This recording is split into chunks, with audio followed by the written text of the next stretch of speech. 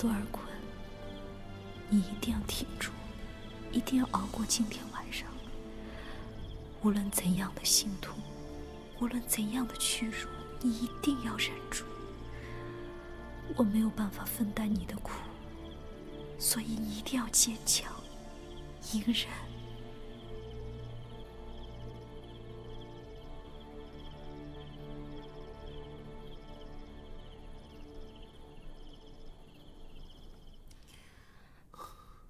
多多，这是我从宫里带出来的。我让御膳房的大厨做了你最爱吃的点心。我怕我以后再也没有机会给你送点心了。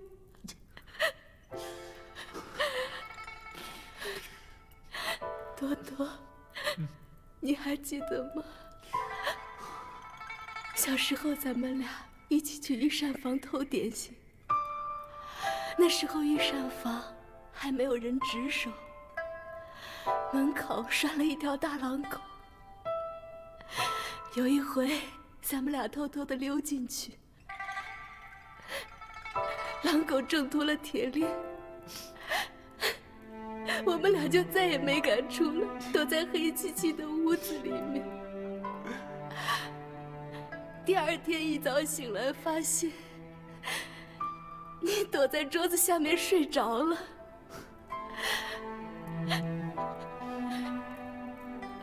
那时候我看到你脸上、鼻子上沾了一层甜浆，爬了密密麻麻的一层蚂蚁。你说那时候我们有多开心，无忧无虑的。要是时间能倒回去，那就好了。曼玉，我该走了。多多，不要走，不要走，我害怕。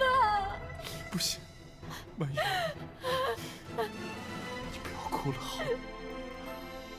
我哥会对你好的。多多，你不要走，你留下来陪陪我好吗？这不行，曼玉，这不行！你现在是我哥的福晋，就是我的嫂嫂，你明白吗？我们不能做对不起我哥的事，我不能伤害你，我更不能侮辱他。可是我只爱你，我只爱你一个人。够了，曼玉！我对不起，对不起，对不起你！多多。多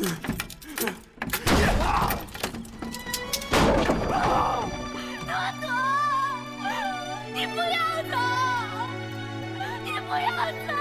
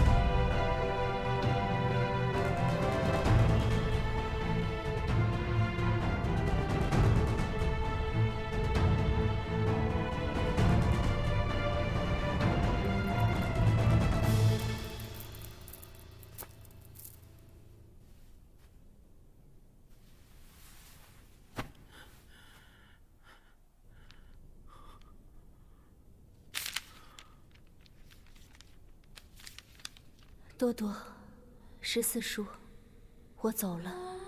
我只有用这样一种方式，才能守护我心中的爱情，也才能不伤你们兄弟的尊严和情谊。请别为我难过，我走得很平静，很安宁。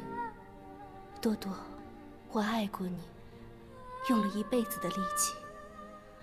我不后悔，如果还有下辈子，我一定还要在5岁那年认识你，但一定要在豆蔻年华嫁给你，不要做老姑娘了。14叔，请您以后费心多照顾多多。战场上他刚毅勇猛，可生活中他依旧单纯，像个孩子。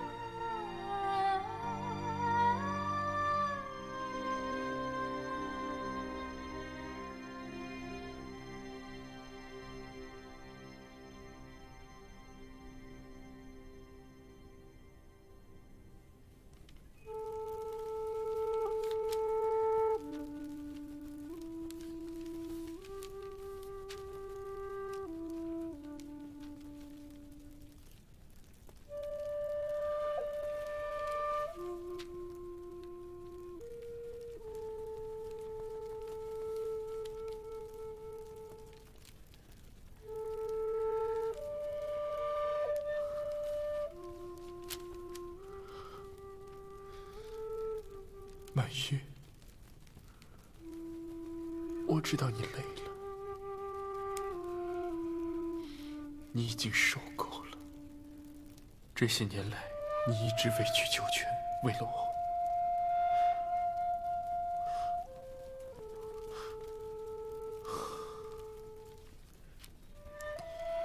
我虽然身为玉亲王，贵为皇族，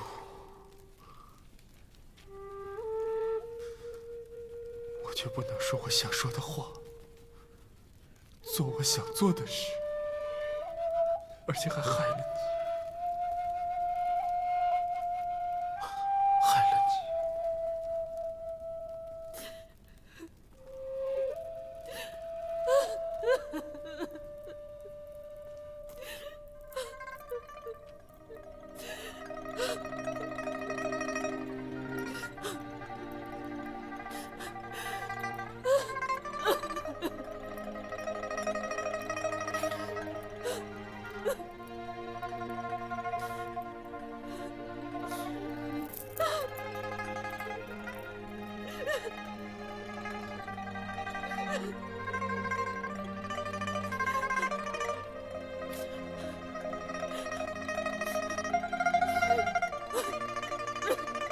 真的没想到会是这样的结局。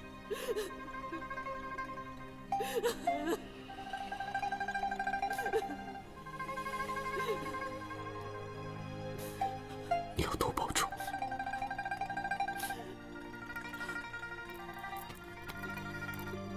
你还我女儿！你还我女儿！你还我女儿！还我女儿啊！格格，不是您的错，这跟您没关系。不，是我害了曼玉，是我害死了她。怎么会是您呢？这跟您有什么关系啊？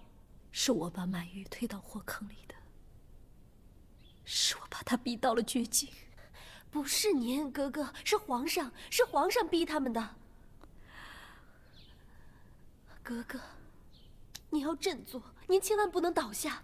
要不是我劝多尔衮娶她，曼玉就不会死。苏沫儿，你明白吗？我明白，可是如果14爷不娶满玉格格，那皇上会答应吗？那15爷会出来吗？您就不想想另一面，另一种结局更可怕呀。格格，你要振作，千万不能倒下。现在比任何时候都不能倒下。皇上本来只是想笼络14爷，可是现在满玉格格死了，双方就会有对立情绪。只有您夹在皇上和14爷中间，也只有您才能制衡14王爷。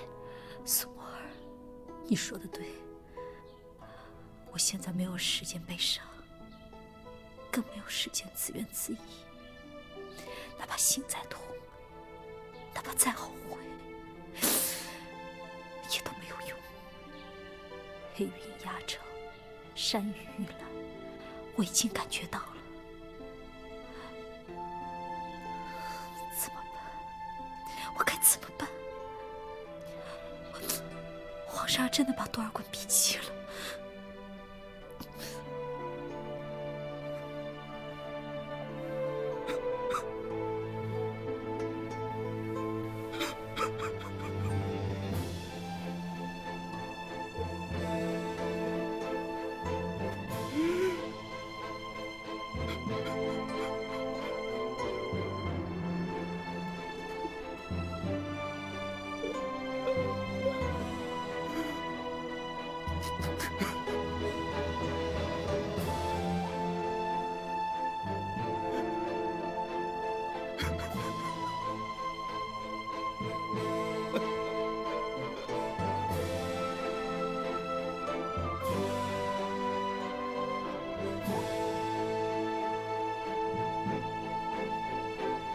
瑞亲王觐见。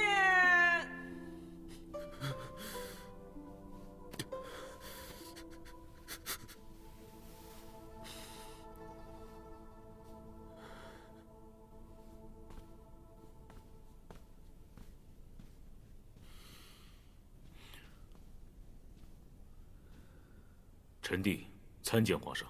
免礼。皇上召我，不知何事。十四弟，曼玉那孩子不懂事，新婚之夜闹出这样的事来，你别往心里去。朕的本意呢，是想加冕你，鼓励你。你为大清出生入死这么多年，朕实在想不出更好的方法来褒奖、重赏你。皇上的厚爱，臣弟明白。好。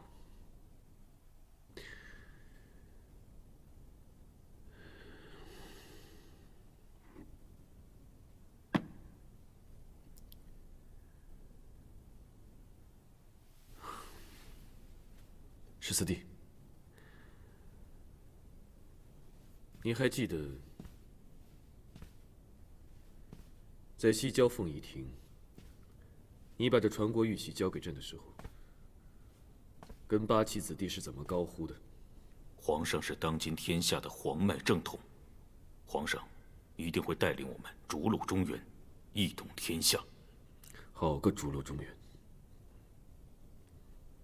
现在我们就该大举南下，正是逐鹿中原的时候。朕要你围剿锦州。锦州是紧邻防线上最坚固的堡垒，也是明朝安插在辽西战线上最难拔的一颗狼牙。几十年来，我们大清跟明朝交战无数，攻城无数，但从来都没有打下过锦州。要打通去往关内的交通要道，就一定要撕掉紧宁防线，而首要的就是要拿下锦州。锦州城现在有祖大寿把守，上次大凌河一战，您放了祖大寿，结果他恩将仇报，溜走了之后，跑回了锦州城，组织防御，抗击我大清。十四弟，忘恩负义的人多了，不止他一个。朕不能每一次都怒发冲冠，都赶尽杀绝。如果这样的话，那天下还有什么人能为朕所用呢？十四弟，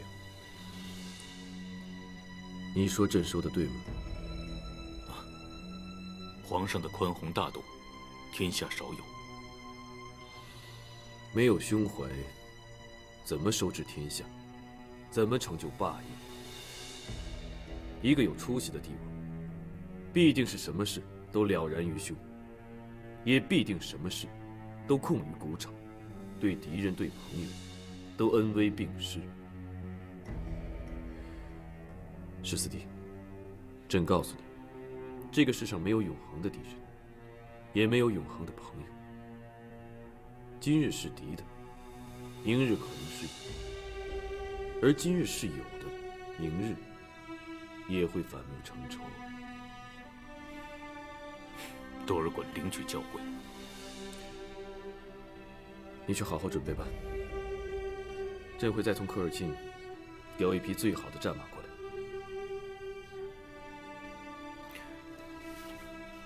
臣弟告退。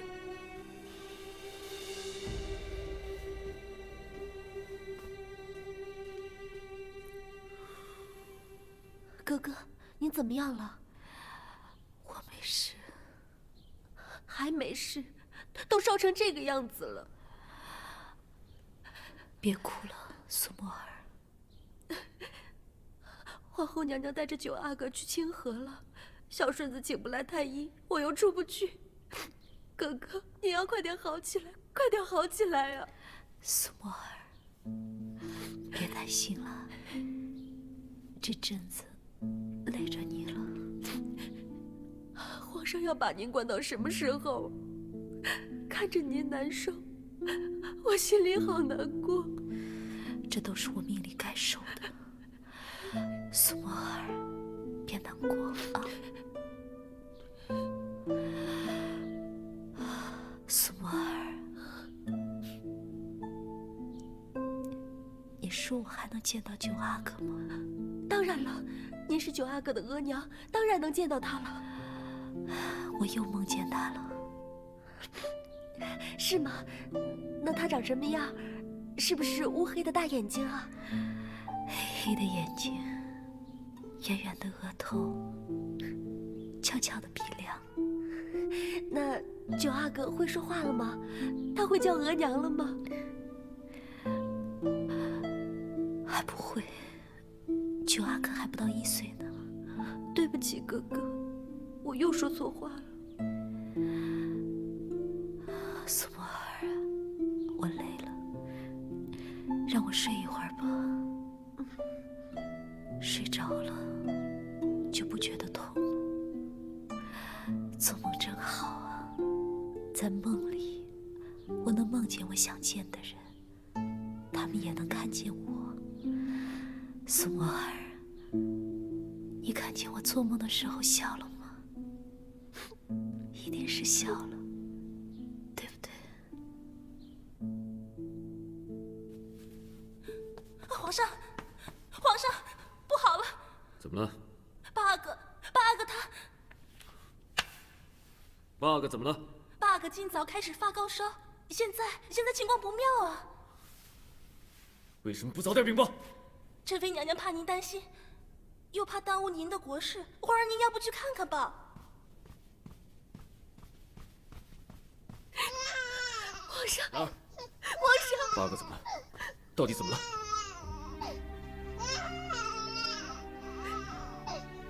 太医呢？太医人呢？皇上，八阿哥要是有什么三长两短，我怎么办呀？八阿哥到底怎么了？太医怎么说的？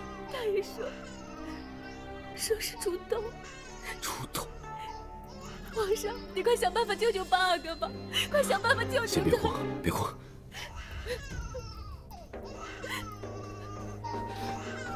皇上，你跟他去哪儿了？八阿哥都病了，你还敢走开？臣刚才给八阿哥抓药去了。你给朕听着，要不惜一切代价治好八阿哥，治不好他，朕拿你脑袋试问。这微臣明白。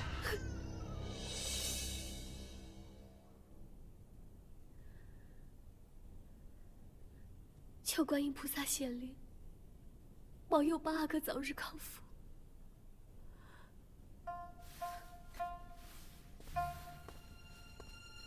皇上吉祥。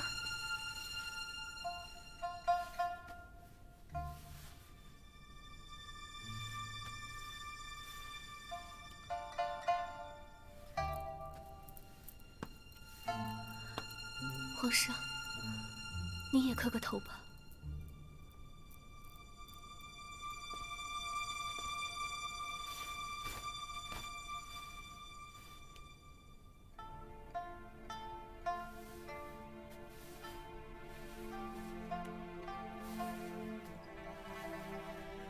求观音菩萨保佑我们的儿子，保佑八阿哥逃过此劫，只要康复，从今往后，我愿意天天吃斋念佛，供养您。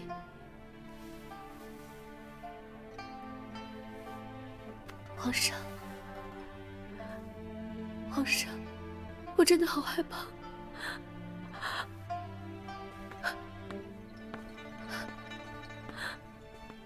皇上，我真的好怕。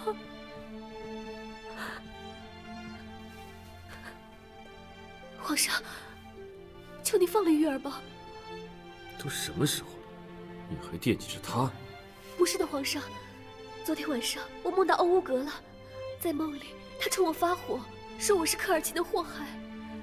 他说他知道玉儿的遭遇了，可是您是真龙天子，他不敢对您怎样。我想，他肯定是把怒火全都发到八阿哥身上了。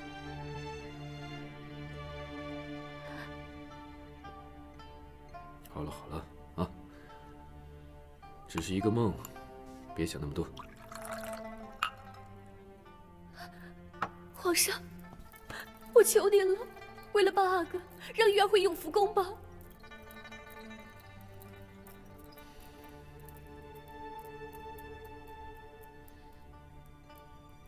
好吧，朕答应你。多谢皇上。起来。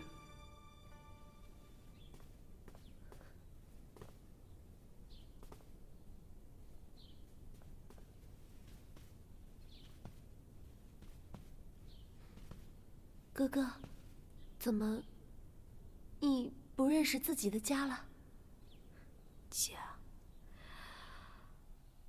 我有家吗？好了，哥哥，您就别多想了。今儿个可是个大喜的日子，你应该高兴才是。高兴？八阿哥还在病中，你让我怎么高兴得起来啊？倒也是，皇上说了。要是八阿哥好不起来，你还得回冷宫去。皇上也真是的，这不是咒八阿哥的吗？苏沫儿，不能乱说话。好，我不说了。但愿八阿哥吉祥，你也就能从此云开雾散了。苏沫儿，你明日陪我去大法寺，我要替八阿哥祈福。哥哥，您可真有心，这一出来就惦记着八阿哥，您怎么不惦记自己的儿子啊？我能不惦记吗？只是皇上只说了让我回到这永福宫，又没说让九阿哥回到我身边。还好，九阿哥有皇后娘娘亲自照顾。这要是在静思宫啊，恐怕就……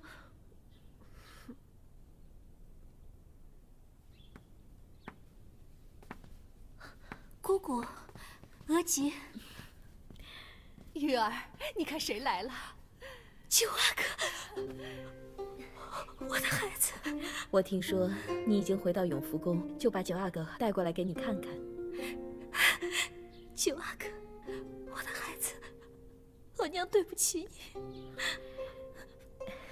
你稍微轻一点，不要吓着孩子了。皇后，您可比玉儿还紧张呢。当然了，他也是我的心头肉啊。我去沏茶，云哥，走吧。真可爱。玉儿，你这一次能回到永福宫，多亏了海兰珠。我们之前错怪她了。皇后，您可不要被他蒙骗了，还不是他亏心事情做多了，害得自己的儿子得了病。我听说呀，他是为了给自己儿子祈福，才让玉儿暂时回来的。要不然，怎么不让九阿哥回到玉儿的身边呢？可是我这个皇后的话，也没有海兰珠的话管用啊。姑姑，额吉，你们多虑了。我觉得海兰珠是不会害我的，反而是我们以前错怪了她。玉儿，不是额吉说你人善被人欺，你呀，今后要注意点啊！只要我经常能见到九阿哥，那其他什么都不重要了。九阿哥，宝贝儿，俺娘想死你了。皇上呀，真是的，1个月才让你见一次九阿哥呢。我可怜的孩子。皇上，谢谢您赦免了玉儿，您的8阿哥会得到福报的。皇太极，好久不见。哟，你活得还挺扎实的嘛你啊！阿敏，你都死了这么多年，你来做什么？我死了吗？啊，我死了吗？阿敏，你要敢动8阿哥一根汗毛，朕灭你全家！皇太极，你的8阿哥会死，你也会死，你会死在一个小孩子手里，你会死在一个小孩子手里！来人，来人！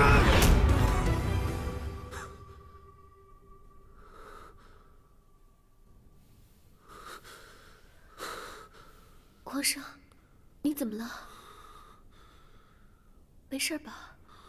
朕做了一个梦，梦见你要无格了，后来又梦到阿敏和莽古尔泰。皇上，别想了，一个梦而已。朕很多年都没有梦到阿敏跟莽古尔泰了，难道真有什么事情要发生？你先睡，朕去取酒来。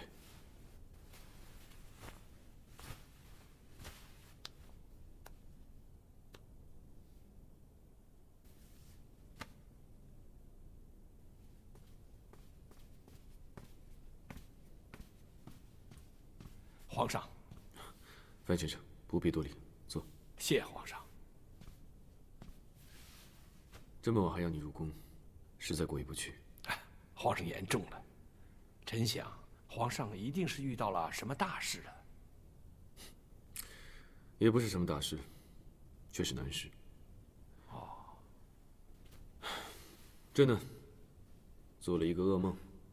噩梦？一个匪夷所思的噩梦。愿闻其详。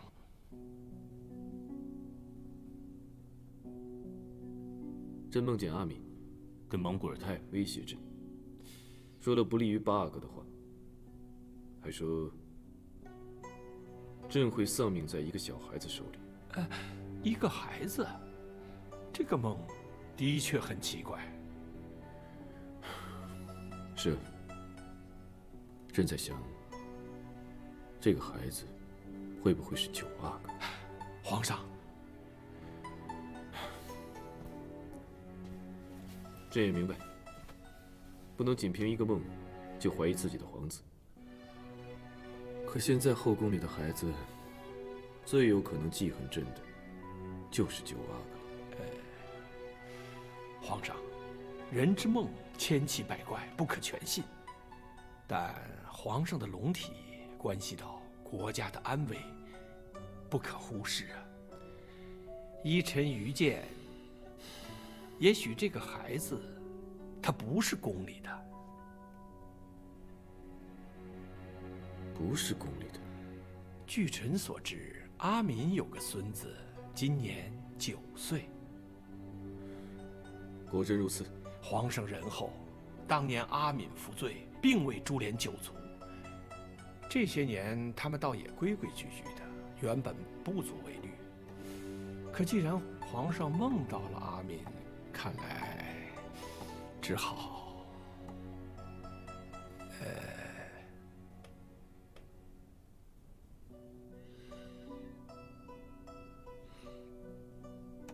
宁可错杀，也要保8阿哥无事，保朕的江山平安。好，但愿如此。阿敏，为了庄妃，对不住你了。格格，这是什么书啊？您怎么念了又念，抄了又抄，一遍又一遍的？这叫《般若波罗蜜多心经》，是佛经。听说当年英明海也信佛，而且还在圣经建了好多寺庙呢。这个波什么经很神奇吗？可神奇了。听说这部经是唐代的高僧玄奘特意从西天不远万里取回来的。听说玄奘法师在西天取经的途中，无论遇到什么困难，只要念上这7749遍，都能化险为夷。是吗？这么神奇啊！哥哥，那您也教我念吧。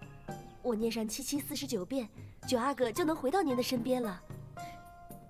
你呀，这么急功近利的，菩萨是不会让你如愿的。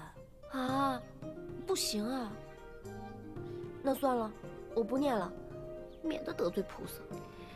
这念经抄经啊，在于发心，心诚则灵。我相信菩萨他一定会感应到的，一定会保佑咱们九阿哥平安健康。哥哥，您想九阿哥了吧？对了，苏沫儿，你明天陪我去趟大法寺吧，我要替八阿哥还有九阿哥祈福。哦。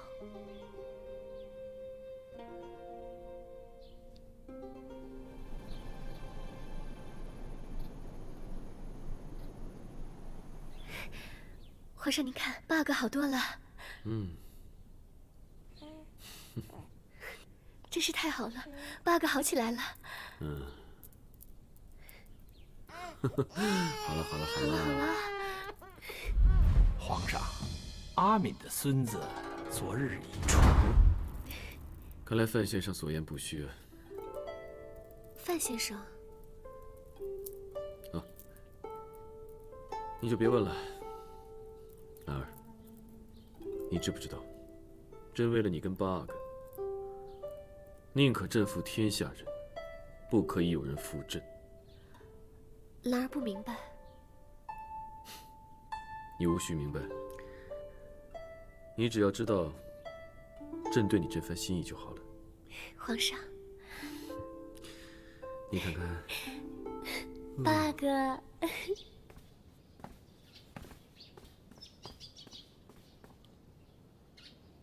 多多，我走之后，你行事一定要谨慎，切记要忍，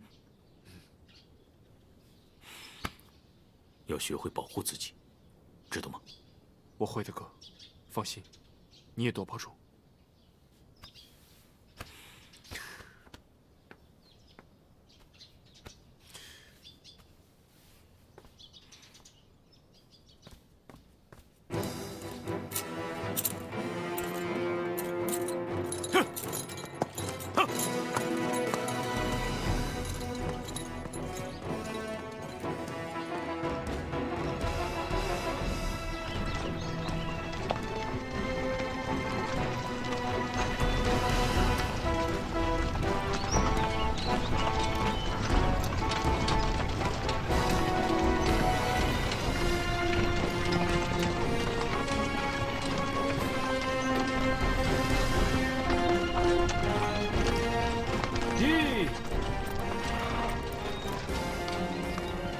十四叔，这儿离锦州城还有10多里路呢。我在想，如果不费一兵一卒就能拿下锦州，那不是比动用千军万马厮杀更好吗？这怎么可能呢？皇上这些年对祖大寿那也是没少下功夫，几次派密使前来劝降都不成。依我看，皇上这次实在是没耐心了，才派您攻打锦州啊。这是皇上托付给我的信。寿托，你派人送到锦州城，交给祖大寿。正。祖大寿这个人阴险狡诈，你可千万要小心行事。您放心吧，十四叔，我以后的理想就是要像您一样，做一个有勇有谋的统帅。要做一个优秀的统帅，必须有勇有谋，才能带领他的将士们以最低的伤亡获取最大的胜利。十四叔，谢谢您，我一定不会让您失望的。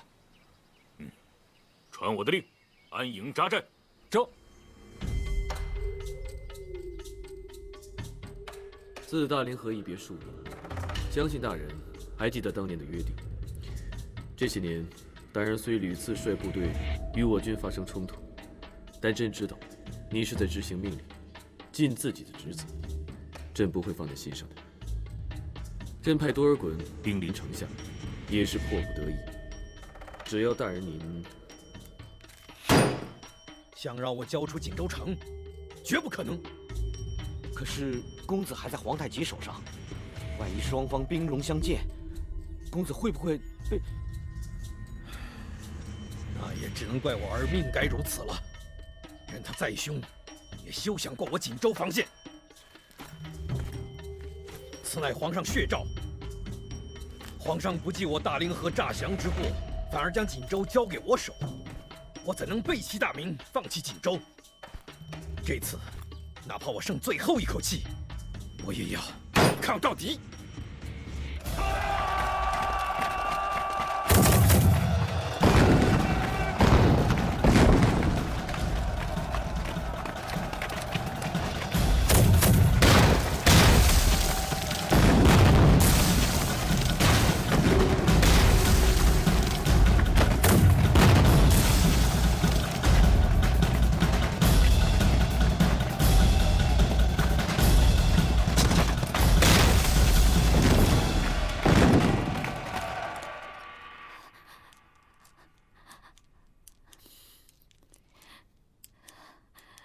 请天神保佑多尔衮平安回来，请天神保佑多尔衮平安回来。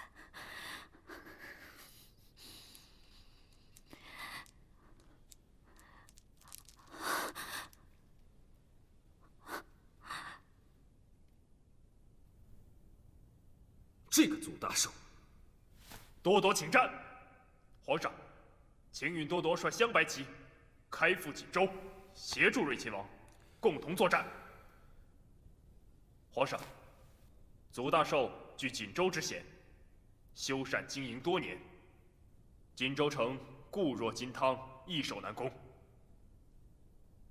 睿亲王没有完成进攻，也在情理之中。睿亲王不是号称战神吗？没有他打不胜的仗，也没有他攻不破的城池。怎么，这回怎么会败给祖大寿了呢？真是可笑啊！豪格，这祖大寿乃是关宁军要将，是袁崇焕一手调教出来的。论才智，论计谋，和袁崇焕不相伯仲。再说胜败乃兵家常事，睿亲王这次没有拿下锦州，也是合情合理。臣以为，要想取锦州，必须双管齐下。什么双管齐下？睿亲王和裕亲王在前线拼杀，跟祖大寿正面交锋。臣以为，后方应该实施一些意外手段，让祖大寿的军心大乱。你的意思是，杀了祖可法？祖大寿的儿子不是还在我们的手上吗？皇上恩待他这么多年，不就是想招降他的老子吗？既然祖大寿听不进劝，留着他也没什么用，索性把他杀了，让他老子醒醒脑。朕若杀了祖可法，那朕不就是背信弃义了？祖大寿就更不会降了。朕要这个人，就算他是再硬的石头，朕就不相信朕容不化他。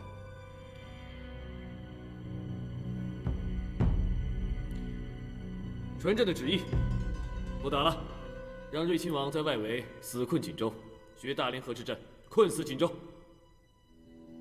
睿亲王，朕命你攻打嵩山，打不下来就给朕死守，配合睿亲王切断小联合南翼。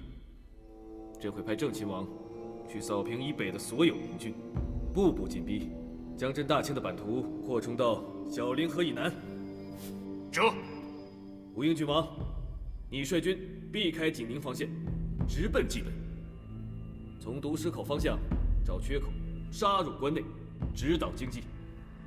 有睿亲王和裕亲王为你牵制嵩山和锦州，朕相信山海关不敢轻举妄动，就不会出现当年袁崇焕疾驰救驾的情况。阿基哥领命。但你记住了，现在还没有到改换龙庭的时候，不要杀到北京城内。你呢，只要可以撼动民心军心，消耗明军实力为目的，在周边打一打就好了。扯龙筋，顺便打上进去，让崇祯和他那些臣子们心惊肉跳一阵子。这。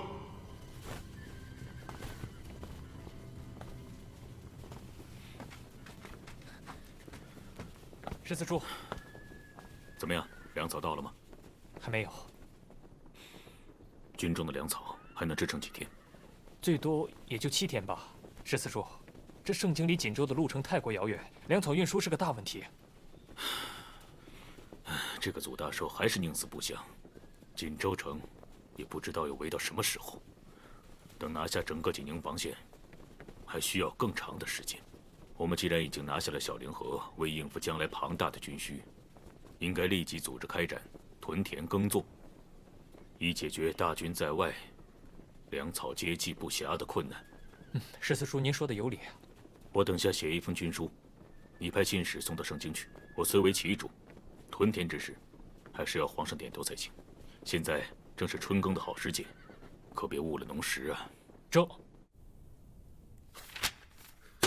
这个多尔衮，他想反了不成？啊！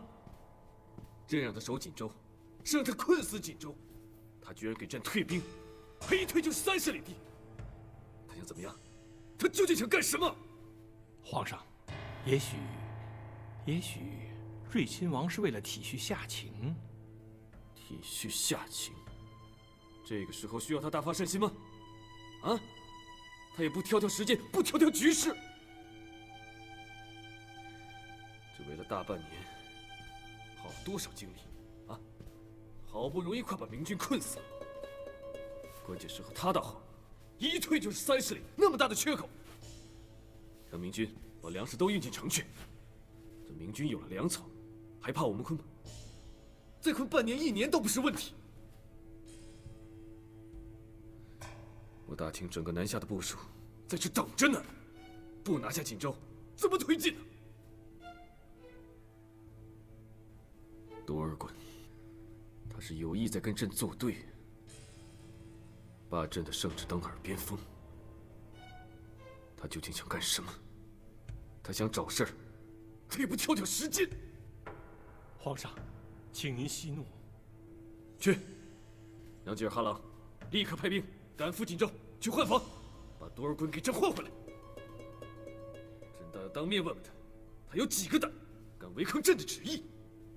去！这。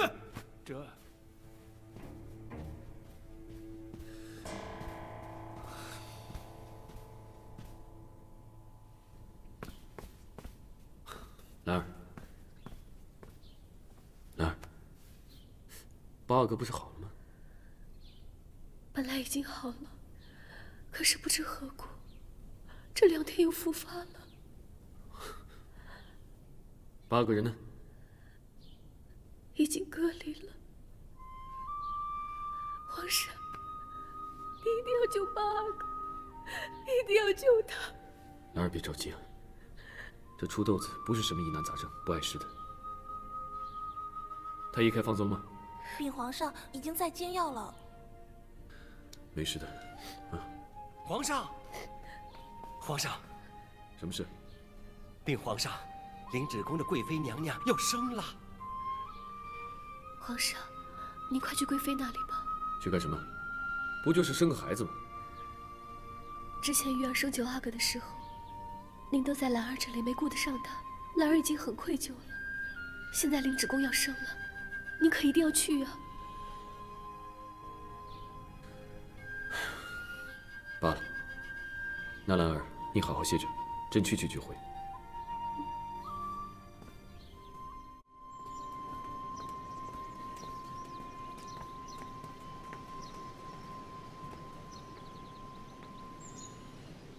罪妃玉儿参见皇上。罪妃？何罪之有啊？我的罪，皇上之前的诏书里不都写着的吗？看你这意思，是不服朕的旨意了。罪妃不敢。不敢？你不在宫里好好待着，跑这儿来干什么？我是来灵指宫看看，贵妃娘娘的接生嬷嬷到了没？若是贵妃娘娘也找不到接生嬷嬷，那可就要受苦了。朕看你是没有半点悔过之意了。你以为朕不知道是谁带人进宫来给你接生的吗？继续做你的罪妃吧。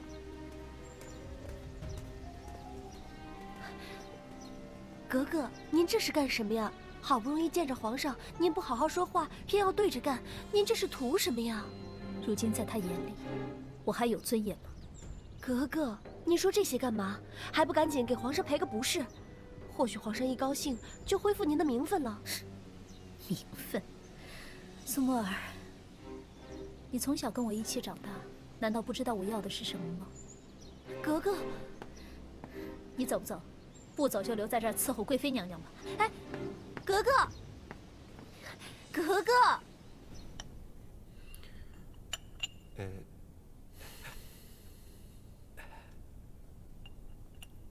皇上，您在看什么啊？永福宫那位还没有进来。啊，皇上，那奴才去看看。哎，别去了。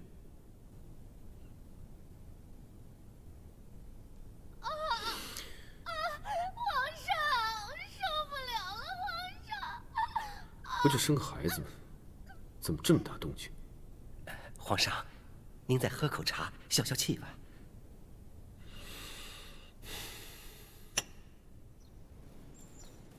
苏沫儿，我对皇上真的很过分吗？岂止是过分，实在是太嚣张了。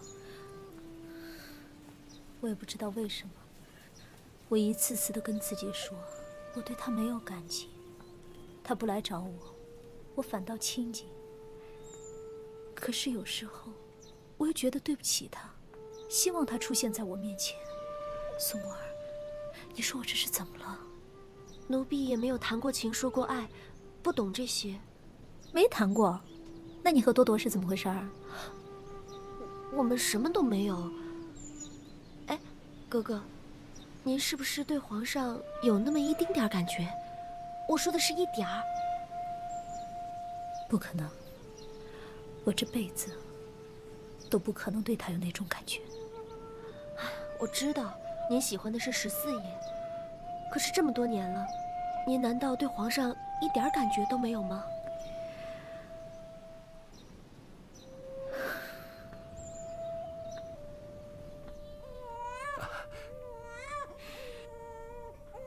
皇上，贵妃娘娘生了，我猜想，肯定又是个阿哥。皇上，皇上，皇上，恭喜皇上，贵妃娘娘给您生了11阿哥。啊！皇上，大喜呀！先前陈妃娘娘生了8阿哥，庄妃娘娘生了9阿哥，接着淑妃娘娘可一克勒氏又生了10阿哥，现在贵妃娘娘又诞下了11阿哥。哎呀，4个阿哥，争先恐后。皇上，这不是前无古人后无来者吗？你什么时候变得这么文采飞扬了？让皇上见笑了，奴才还不是跟在皇上身边久了，才学了一点皮毛嘛。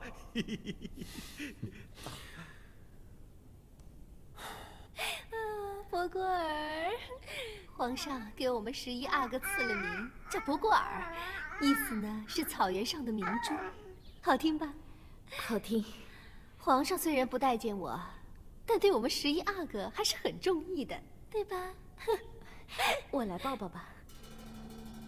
你会抱吗？当然了。你什么时候抱过孩子？你自己又没生过，别一不小心再把我们11阿哥给拴上了。我呢也不是针对你，你别往心里去。现在除了皇上和奶娘，我不会让任何人抱11阿哥的。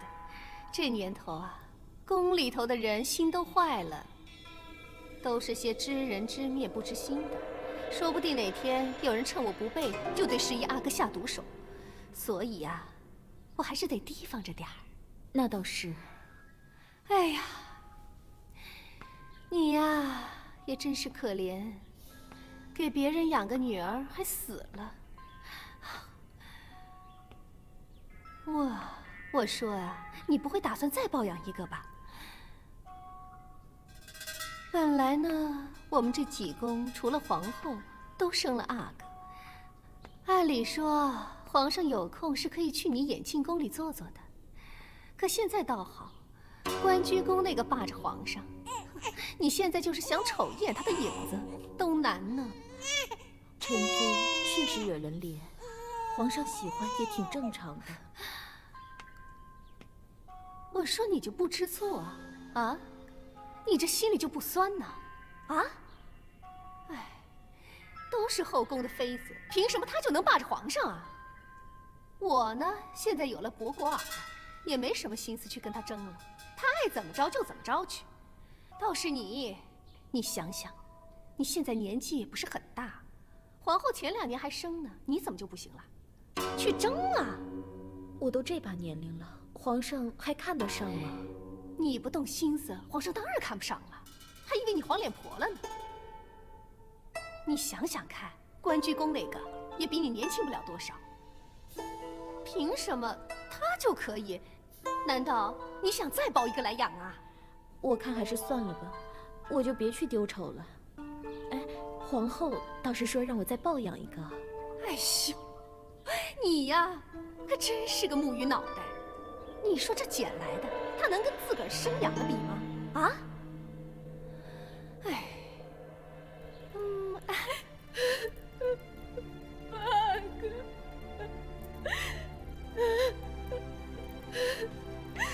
你不要丢下我娘，你不要丢下我娘。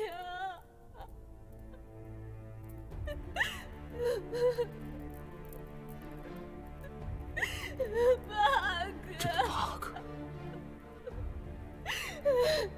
皇上，你说过八哥不会有事，可是他为什么死了？老弟弟，你陪我的八哥，你陪我的八哥。你们这群无用的东西，出痘你们都治不好，养你们有什么用？八哥死了，你们都得陪葬。皇上，人呢？就拖出去砍了！皇上息怒！皇上息怒了！皇上，这几位太医也曾救过皇上的性命，请皇上饶过他们吧。皇上，他们也都尽力了。兰儿，皇上，我的八哥。兰儿，都是朕不好，是朕不好啊！兰儿，都是朕不好。快起来吧，赶紧的出去。谢皇后娘娘。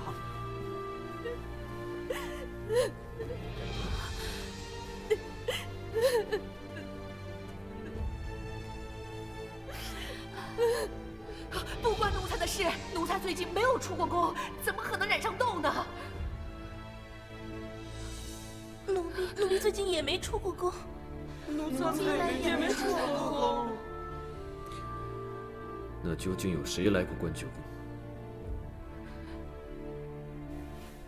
师傅，前些日子皇后娘娘带着九阿哥来过，那会儿我刚好走开，八阿哥哭闹，九阿哥的奶娘就顺便喂了几口奶，后来就……你是说，九阿哥的奶娘把豆过给了八阿哥？也有可能是九阿哥那天俩孩子一起玩。有的孩子明明过了痘，要迟一些日子才发，也有自行消除的。皇上，我也只是猜测。九阿哥，又是永福宫那个主，又是他永福宫。哥哥，您可算好起来了。前2天病得不轻，可把我给吓坏了。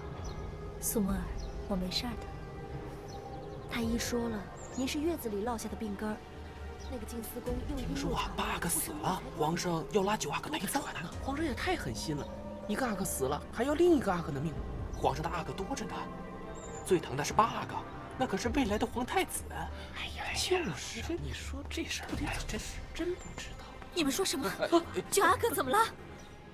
奴才也是听说的。你刚才说九阿哥怎么了？奴才也是听说的。九阿哥到底怎么了？你快说呀！哥哥，您别激动。是关雎宫的八阿哥死了。啊，八阿哥死了？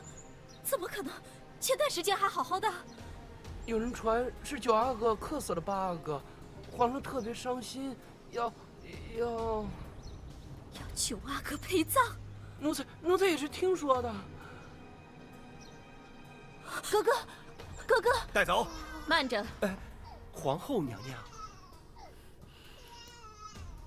你们干什么？皇后娘娘，奴才奉皇上之命，准备处死九阿哥的奶娘秀姑啊！你说什么？皇后娘娘救命啊！他们说是我把豆过给了八阿哥，冤枉啊！放了他吧。皇后娘娘，这是皇上的旨意呀。我是皇后，是清宁宫的主子。是朕的旨意。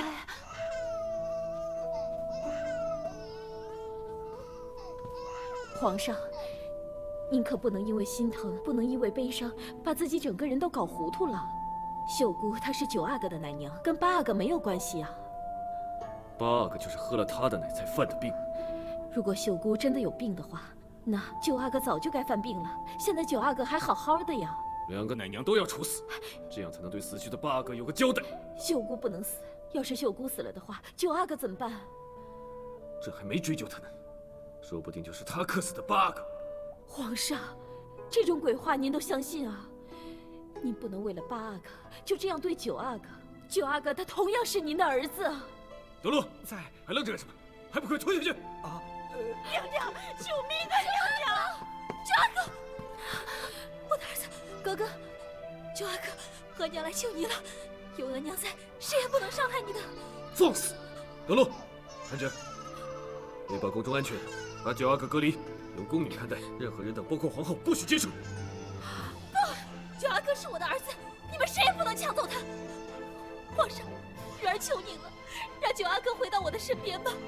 九阿哥要是有事，那玉儿也不活了。住嘴！德禄，在，带走。不，你们要逼死我的儿子，不会让你们如愿的。要死，你们娘俩一起死！反了你！来人，带拖到静思宫，好好反省。皇上。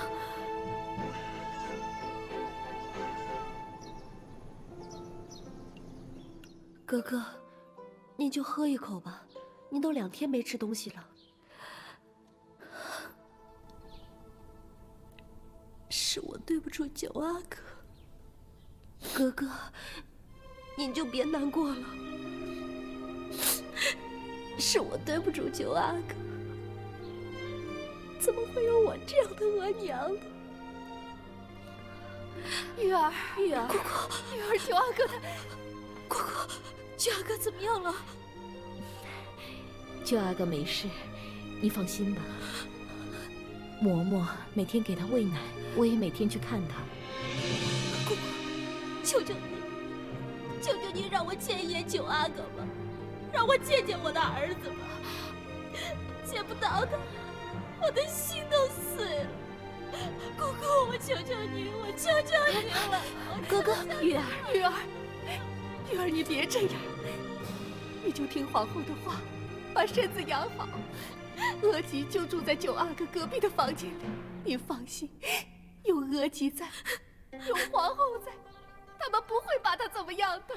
玉儿，你快起来，来，九阿哥，我的九阿哥。皇上，我的八哥走了，八哥不要他的额娘了。兰儿，你振作点，振作点啊！八哥，皇上，都怪你！当初我求你不要杀灵芝宫的那个宫女，你偏要杀。现在好了，他来索命了。八哥出生的时候见了他的血光，他现在变成厉鬼来索命了，皇上。都怪你啊，皇上！好了，都怪朕，都是朕不好啊！兰儿，兰儿，别那么难过，好吗？我只要我的八哥，我只要我的八哥。皇上，我们都还没有给他取名字啊，皇上。8个是未来的皇太子，朕现在就追赐他为皇太子，他永远都是朕的皇太子。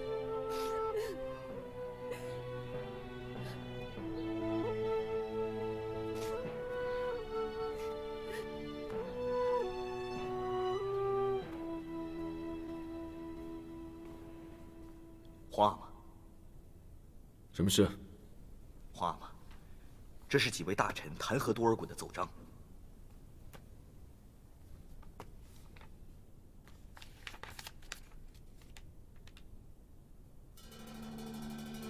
密谋与左大寿谋反，可有证据？皇阿玛，这是济尔哈朗截获的一封密信。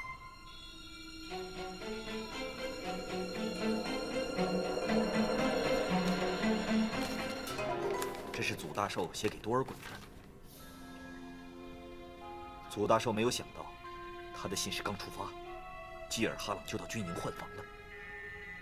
在这封信里，祖大寿感谢多尔衮守约退兵，并且还表示，如果多尔衮登上皇位，明朝愿与大清化干戈为玉帛，永结兄弟之邦。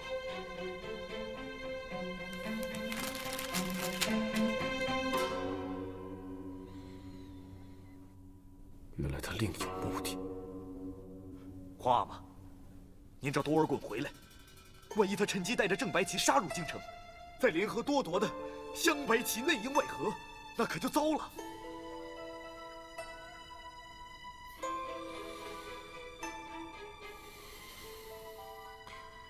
你的正蓝旗，给朕密切盯住镶白旗，若有异动，立刻围剿。这，朕却不信。京城有2黄旗和正蓝旗3旗在，他多尔衮能翻得了天？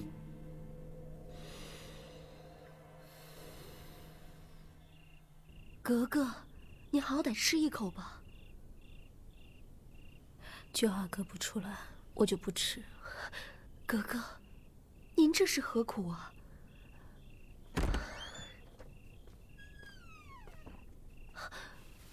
龙哥，你怎么来了？你来的正好，快劝劝格格吧。格格都2天没吃东西了。娘娘，您这样可不行啊，您得保重身体啊。龙哥，是不是有什么事了？龙哥，多尔衮出什么事了吗？娘娘聪慧，十四爷奉旨班师回朝，这2日就要到了。班师？锦州拿下了吗？听说锦州久攻不下，十四爷退兵30里，皇上震怒，临阵换帅，派济尔哈朗去换防了。巴阿哥刚夭亡，皇上心情不好，他这个时候办事，肯定会惹麻烦的。是啊，朝内多位大臣弹劾十四爷勾结祖大寿，意图谋反。皇上在朝会的时候也指责十四爷擅自退兵，抗旨不遵，说要严办。勾结祖大寿谋反，这不可能啊！可是皇上似乎要借机惩治十四爷。哥哥，你快想个办法救救十四爷吧！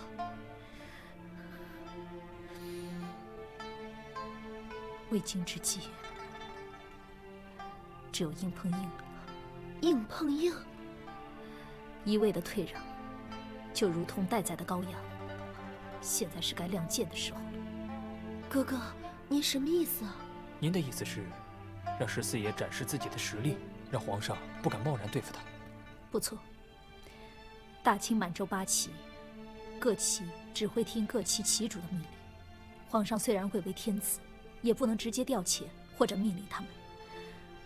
而多尔衮的正白旗现在是大清最精锐的军队，多铎的镶白旗其次，亮白旗同根连声，早已具备了逐鹿天下的实力。娘娘，您的意思是？龙哥，你放心，有我在，我不会让多尔衮造反的。我的意思是，是时候让皇上看一看多尔衮的实力，也让皇上有所忌惮。如此一来，皇上想要惩治十四爷，必然会有所顾虑。可是，娘娘，怕是皇上丢了颜面，更加震怒。这两虎相争，必有一伤啊！皇上不会因小失大的，他志在中原，还需要多尔衮替他打天下的。现在要是杀了多尔衮，就会把大清陷于内讧之中。皇上会权衡轻重的。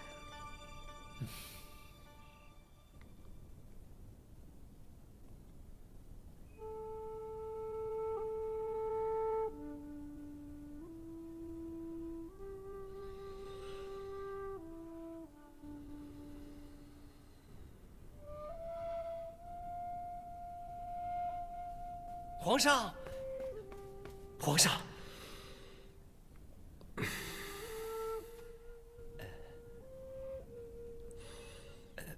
皇上，瑞亲王从锦州赶回来了，现在已经到了西郊凤仪亭。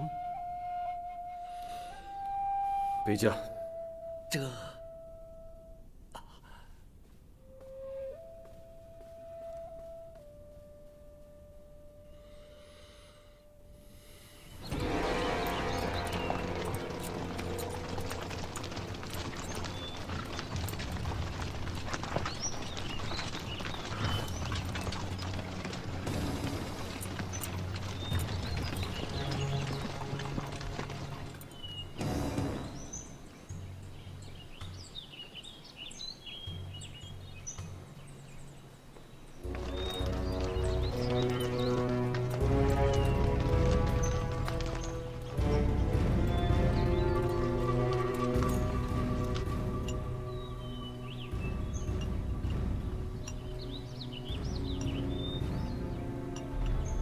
皇上，瑞亲王来了。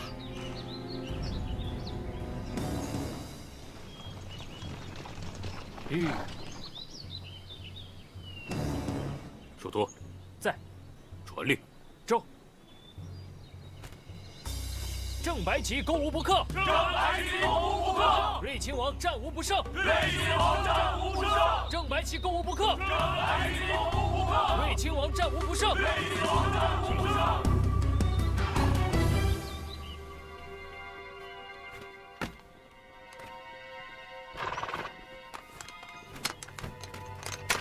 久闻瑞亲王的正白旗威震天下，今日得见，果然大开眼界啊！听说，玉亲王的镶白旗也不相上下，若是两白旗并肩作战，那才是天下无敌呀！李亲王，令郎跟着瑞亲王果然威风了不少啊！听说你还让七公子满达海给瑞亲王做了贴身侍卫。 怎么没见到他呀？范大学士言重了，我只不过是让小儿跟着瑞亲王历练历练啊，有什么不妥之处，还望范大学士多多指教。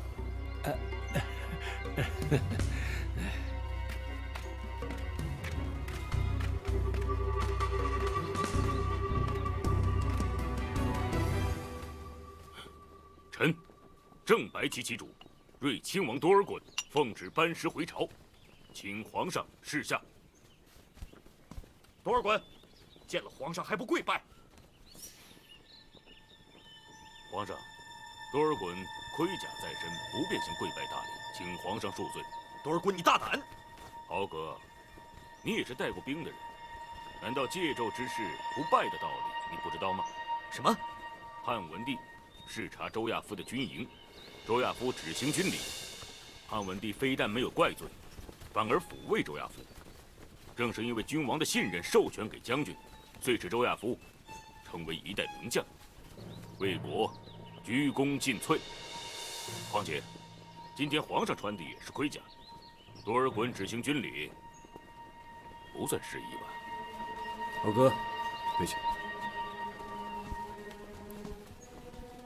德禄，在。 传朕的旨意，正白旗将士退后10里待命。这，皇上有旨，正白旗将士后退10里待命。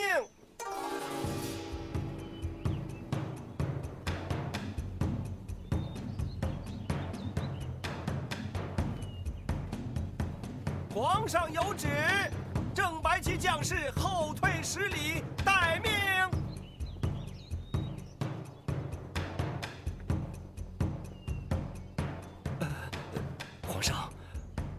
请皇上恕罪，军中只闻将军之命，不闻天子之诏。传令，后退1里。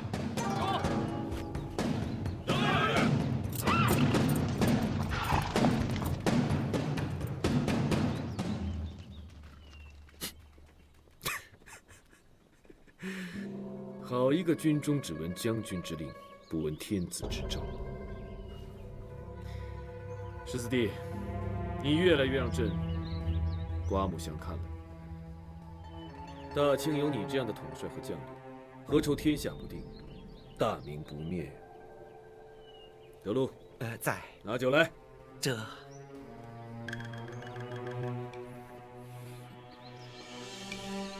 皇上。十四弟，一路辛苦，这杯酒算是给你解乏。谢皇上。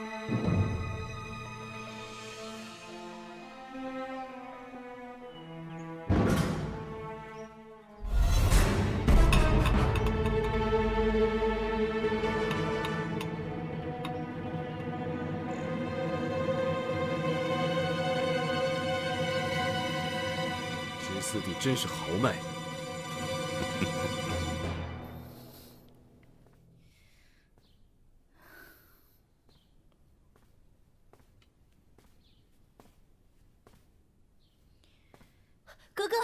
哥哥，苏沫儿，情况如何？多尔衮怎么样？他没事。刚刚龙哥说了，今天14爷可威风了。一向都是臣子在皇上面前敢怒不敢言，今儿倒过来了，皇上在14爷面前敢怒不敢言。快坐下来跟我说。哎，坐。今天早上14爷可威风了，听龙哥讲啊，那会儿皇上。多尔衮，朕看你翅膀真的是硬了，恐怕你是忘了是朕给你的一切。朕也可以收回这一切，别以为朕不敢杀你。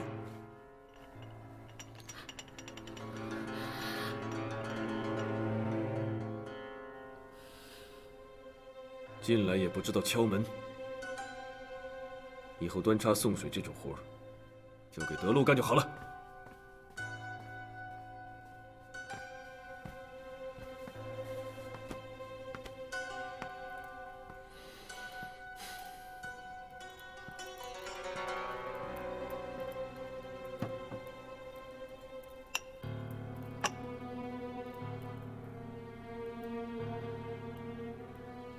皇上，这段时间您一直在关居宫，我有了事情也没法跟您商量，所以就只好上这儿来找您了。什么事？九阿哥马上就要满周岁了，他现在身体也好好的，应该可以解除隔离了。啊，还有，按例要给他办个周岁宴，所以我想，哲，亏你还是皇后，亏你还是后宫之长，你是故意跟朕过不去呢，还是存心给朕找茬？皇上，你别忘了，八阿哥的丧期还没过呢。可是给皇子办满周宴，这是先帝在的时候就定下的规矩啊。难道你忘了朕已经追封八阿哥为皇太子了吗？他的名字叫皇太子。皇上，可什么事？皇上，你是嫌朕不够窝心呢，还是嫌你清宁宫住院了？要是住院了，跟朕知会一声，正好给你挪地儿。皇上，朕焦头烂额，啊，烦心的事还不够多吗？你还来给朕添乱！要不是看在20多年夫妻的情面上，你一次次惹恼朕，朕早就忍无可忍了。皇上，这都是混账！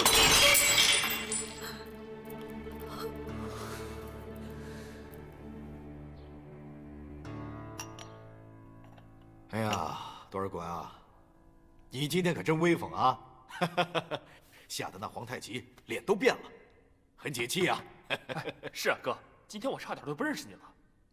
哎，多尔衮，你这个也不提前通过气呀！我还以为你要杀了皇太极，自己当皇帝呢。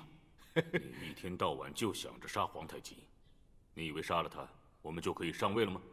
怎么不可以啊？那外面的大臣都在说，如今两白旗可是天下第一，啊，杀他何难？谁敢不服？阿基哥，你给我记住，以后这种话，在外面坚决不能说。大清初立，明朝的根基还没有动摇，这个时候，千万不能有什么妄想。我们搞内讧，岂不是让明朝有机可乘？那你这一出演的是何意呀？其实，这都是玉儿的计谋。玉姐姐，什么？大玉儿？这不可能吧？那大玉儿可是他皇太极的女人，她怎么会帮你去对付自己的男人呢？你不知道，玉姐姐一直站在我哥这边。皇太极那个狗东西，让玉姐姐受了那么多苦，如今又让他们母子分离。要不是玉姐姐拦着我，我恨不得一刀宰了她。可是不管怎么说，我提醒你们啊，这个女人可不简单呐，你们两个可不要被她给骗了啊！不会的，要不是玉儿出这个主意，我早就被皇太极抓起来了。哥，刚才皇太极不敢对你怎么样，你说他会不会恼羞成怒，秋后算账？那就让他来吧，别把我逼急了。这是真的，姑姑。啊，玉儿，你怎么脸色不太好？怎么样？是不是九阿哥出事了？没有，坐下说。玉儿，九阿哥他挺好的，你别紧张，没什么事。只是皇上他变了。姑姑，您跟皇上吵架了？我想，九阿哥快满周岁了，身体现在也挺好的。我想让他回清宁宫，给他办个周岁宴会，再借机求他把你呀给放出来。可是皇上说，八阿哥的丧期未过，驳了我的请求。唉，现在皇上已经追封八阿哥为皇太子，还赐给他皇太子的名字，你说这不荒唐吗？姑姑，您别难过，只要九阿哥平平安安的，我就知足了。还办什么周岁宴啊？他居然还说，如果我不想住在清宁宫的话，他就给我挪个地方。啊？不会吧，皇后娘娘，您和皇上感情这么好，他怎么会这样说呢？这是他亲口说的。我看他呀，现在是嫌弃我了，想让海兰珠做皇后。姑姑，您别多想。就算皇上有此心，姐姐也不会造次的。格格，您怎么老替关雎宫的那位说话呢？他害您害得还不够惨啊！苏沫儿，我不会看错人的，你们都误会姐姐了。是啊，海兰珠是不会，可是皇上现在把气撒到你我的身上来了。他更是因为多尔衮，给了他意想不到的震撼。是，皇上从西郊回来的时候，在书房里大发脾气，还对多尔衮起了杀心。这是我亲耳听到的，我就是怕他一时冲动，做出昏庸之事啊。玉儿怎么办？我现在是一点主意都没有了，你快想想办法。皇上真的要杀多尔衮吗？这事情要是再闹下去的话，非出大事不可。皇上他现在是气糊涂了，八阿哥一死，再加上多尔衮这么一闹，我怕他急火攻心呢。多尔衮的锋芒已经让皇上没有安全感了，他深得军心，更是让他不安。这两个男人终究是要冒上劲儿的。那怎么办呀？总得想想办法吧。咱们不能眼睁睁地看着这两个兄弟就这样闹下去吧。姑姑，多尔衮一退再退，已经没有退路了。就算他现在服软，皇上也不会饶他的。现在只有劝皇上本人了。你说怎么劝呢？皇上他现在连我的话都听不进去了。让范先生劝吧。皇上现在头脑不清楚，只有范先生才能把他从悬崖的边上给拉回来。苏沫儿，庄妃娘娘的身体怎么一直不见好啊？还不是上次那件事给吓的。本来月子里就落下了病根儿，一直也没有好好的医治，加上九阿哥的事，哥哥想九阿哥都快想疯了。再这么下去，就是再强的身子也顶不住啊。这可怎么办呢？皇上也一直不松口。还好这2年有皇后娘娘在照顾，要不然这日子……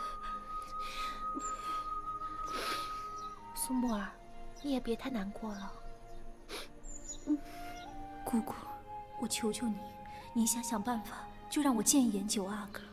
我想他，我是真的很想他，见不到他，我整个人都快撑不下去了。玉儿，你放心，九阿哥他没事的。姑姑，九阿哥是不是也出痘了？没有，你别胡思乱想。等皇上消了气，我就把九阿哥接回清宁宫，然后再抱过来给你看看。我的孩子，玉儿，你相信我，姑姑答应你的事，一定会做到的。谢谢姑姑。多尔衮自视功高，眼里没朕这个皇上了。若不杀他，就等着他反了。皇上息怒。您要是杀了他，那2白旗，他们还敢造反？皇上，您现在还不能杀他，您还需要他为您打天下呢。哼！朕一大堆兄弟死时，朕就不信找不到一个人可以替代他。皇上，当以大局为重，在现在这节骨眼上，千万不可动怒。要是让明朝知道您杀了多尔衮，就像当初我们看见崇祯杀了袁崇焕一样，那是亲者痛，仇者快的事啊！哼！皇上，您是成大业者，当有大的胸怀。睿亲王估计是听到了您要处罚他的风声，所以才斗胆冒犯您。您也听见了，他退兵30里的理由是为了体恤将士。他既然树立了仁慈体恤的声望，您就更不能杀他了。不然，您想想，他是仁慈，您成什么了？他这是在将朕。皇上，睿亲王是您一手带出来的，他多少对您还是有所敬畏的。我想，只要他那边退一步忍一忍，您这边也退一步。毕竟是兄弟俩，有什么过节是过不去的呢？朕不是恨这个过节，朕只是怕他野心长了。若不杀他，他迟早会谋反的。皇上，如果您真要是把他逼急了，本来没有反心，那说不定也要反了。所以朕要先下手为强。不狠心，成不了大业。皇上三思啊！记得当初皇上您即位的时候，就有一些流言。您若在这个时候杀了睿亲王，会不会被一些别有用心的人抓了把柄，说皇上您这是心虚了，反而应了那些流言？皇上，听臣一劝，不杀多尔衮，比杀了他对皇上更有利。当然了，也不能由着他的性子胡来，相信皇上会恩威并重的。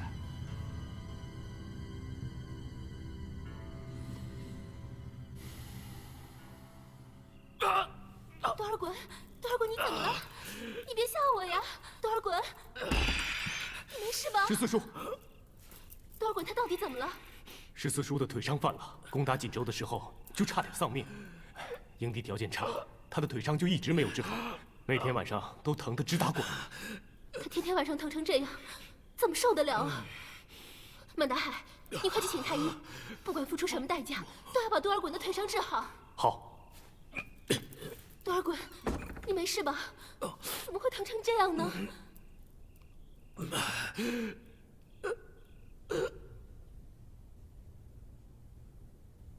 今日早朝，睿亲王为什么没来？禀皇上，睿亲王昨晚陈伤发作，太医给他开了刀，需要在床上静养，特告假，今日无法上朝。躺床上静养？我看是自知有罪，吓破了胆，才躲在家里当缩头乌龟的吧？豪哥，你说话要有点良心。当初要不是你不敢换房，睿亲王不至于在外孤军奋战9个月。你知不知道？他昨天晚上差点被截肢了。那又怎么样？从太祖至今，阵亡伤残的亲王辈了多了去了。要真瘸了，那就成独腿王了。他在我大清，就更显眼了。豪哥，你说什么？苏亲王，你别在那幸灾乐祸了。睿亲王死守锦州城，他付出了多大代价，你知道吗？你有什么资格在这胡说八道？够了，皇阿玛，睿亲王这是故意跟您对着干。他是故意找借口不来上朝的。豪哥，你要是再敢妄言一句，信不信我对你不客气？你想怎么样啊？等会儿下了朝，睁开你的狗眼，自己看看，我哥的腿伤有多严重。昨天还能走呢，怎么偏偏今天就不能走了？我看是不是你哥他自己弄的，演苦肉计给皇上看的吧？你把2个藐视朝堂的混账给我拖下去！皇上息怒啊！皇上，臣弟并非有意。刚才肃亲王污蔑睿亲王，臣弟实在听不下去了。德禄，在。宣旨。这。奉天承运，皇帝诏曰：睿亲王违反军令，擅自撤围，致使锦州之围功亏一篑。为严肃军纪，严惩不能防塞之罪，现免去其征剿锦州总指挥之职，削夺和硕睿亲王封号，降为郡王，罚银1万两，夺2牛鹿户口，钦此。哥，看来皇太极这次是真的对你动刀了。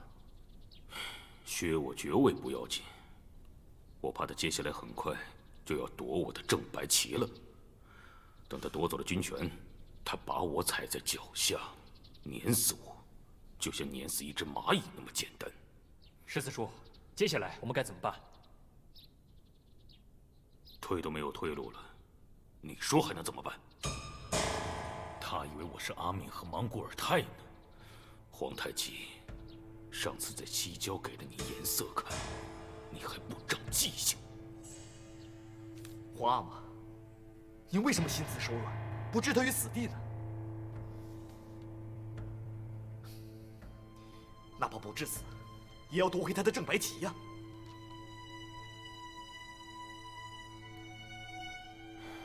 这10年，正白旗在多尔衮手里，已经被调教成8旗中最强的劲旅。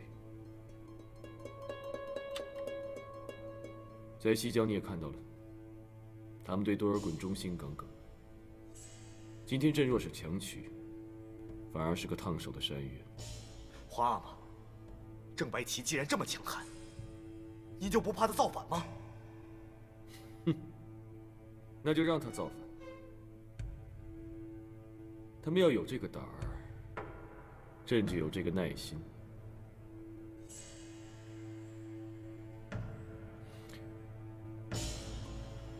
豪哥，在。紧盯多尔衮3兄弟，还有那个树兔，若有异动，立即禀报。只要他们敢妄动，朕就一网打尽。这。兰儿，朕陪你去御花园走走。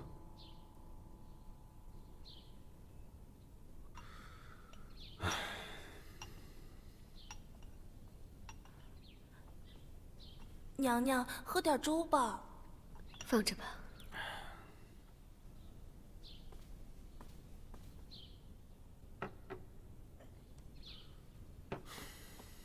兰儿，你多少吃一点吧，啊？皇上，我吃不下。你这样下去，身子哪扛得住啊？朕已经失去了皇太子，不能再失去你了。皇上，你就让姑姑把九阿哥接回去吧。八阿哥承蒙皇上宠爱，被赐为皇太子。可九阿哥到现在连名字都还没有取呢，周岁宴也取消了。兰儿心中实在是有愧呀。这跟你没有关系，这是朕的主意。皇上，宫里的人会认为是我的主意，他们会觉得我迷惑了皇上，厚此薄彼。所以，为了兰儿，您就赶紧给九阿哥取个名吧，让姑姑早点把九阿哥接回宫吧。这都什么时候了，你还在替别人着想？好，朕答应你，不过你也得答应朕，得吃东西。多谢皇上成全。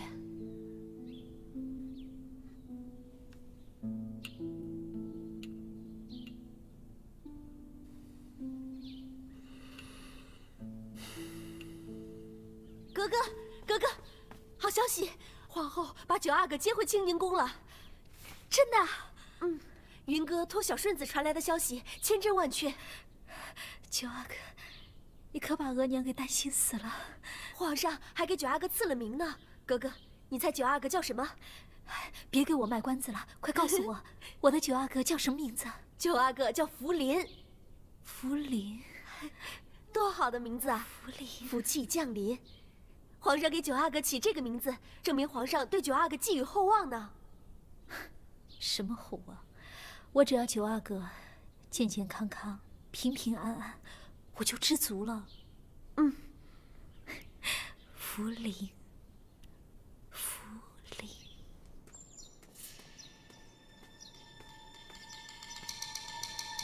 吴公公，这是皇后娘娘赏给你们俩的银子。你们俩日夜守着定思宫，够辛苦的。皇后娘娘另外还赏了你们一桌酒菜，就在御膳房，你们俩去吧。御膳房？皇后娘娘是要请我和小顺子去吃饭啊！吴公公，这是做梦吗？做什么梦啊？这可是皇后娘娘身边的人，不会哄咱们的。可是皇上让咱们日夜守着呀。皇上和皇后娘娘还不都是一家的呀？走啊！哎，吴公公，钥匙，等会儿皇后娘娘要是回来，您可把这钥匙收好了，这上面可记着我的脑袋。公公放心。好。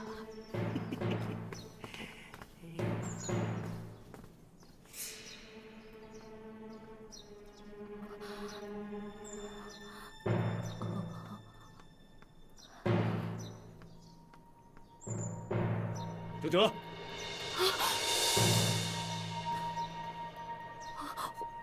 朕问你，谁让你把福临带到静思宫来的？几次三番违背朕的命令。苏沫儿，怎么了？哥哥，没什么，您快进屋吧，别招了风。他也带。哥哥，哥哥，您别过去啊！哥哥，你没有朕这个皇帝。皇上，您怎么就那么狠心呢？玉儿她生下了九阿哥，九阿哥他是玉儿的儿子，玉儿就是想看一眼他。不行，他咎由自取。谁敢违背朕的禁令，朕绝不轻饶。儿子，我的儿子！开门！哥哥，皇上，我求您了，让玉儿她看一眼九阿哥好吗？他不仅是玉儿的儿子，也是您的儿子，皇上。他是朕的儿子。哥哥，九阿哥，我的孩子，他不是您的儿子，是谁的儿子？开门！只有里边的那个人清楚，他到底是不是我儿子。皇上，开门！快开门！哥哥，儿呢？在。皇上，你们放开福临！皇上，儿子！让开！不许伤害他！谁让你出来的？谁让你出来的？这是我的儿子，我绝对不允许任何人伤害他。皇上，你要处死就处死我们吧，让我和弗雷死在一起。死到临头还不悔改是吗？好，那朕就成全你们。皇上，哲哲，今天都是你惹的祸。为了他们，你一次一次触犯朕，你究竟想做什么？皇上，我求求您清醒一点好不好？这是您的妃子，这是您的儿子，你怎么可以这么残忍地对待他们呢？放肆！他有这妃子的样子吗？难道你要让我像淑妃那样吗？马玉被您逼死了都不敢言声。我是人，不是无情无义的畜生。哥哥，哥哥，玉儿，你是人，朕也是人。好，你让朕痛不欲生，就让你痛苦一辈子。德禄在，把符令给朕逐出宫外，免为庶人。我母子有事不得相见。记住，你要再敢踏出进四宫一步，格杀勿论。还有你，再敢来进四宫，休怪朕不客气。皇上，皇上，我的孩子！娘娘，娘娘，娘娘，你给奴才吧，娘娘，来，给奴才吧，给奴才吧，娘娘，来，给奴才吧，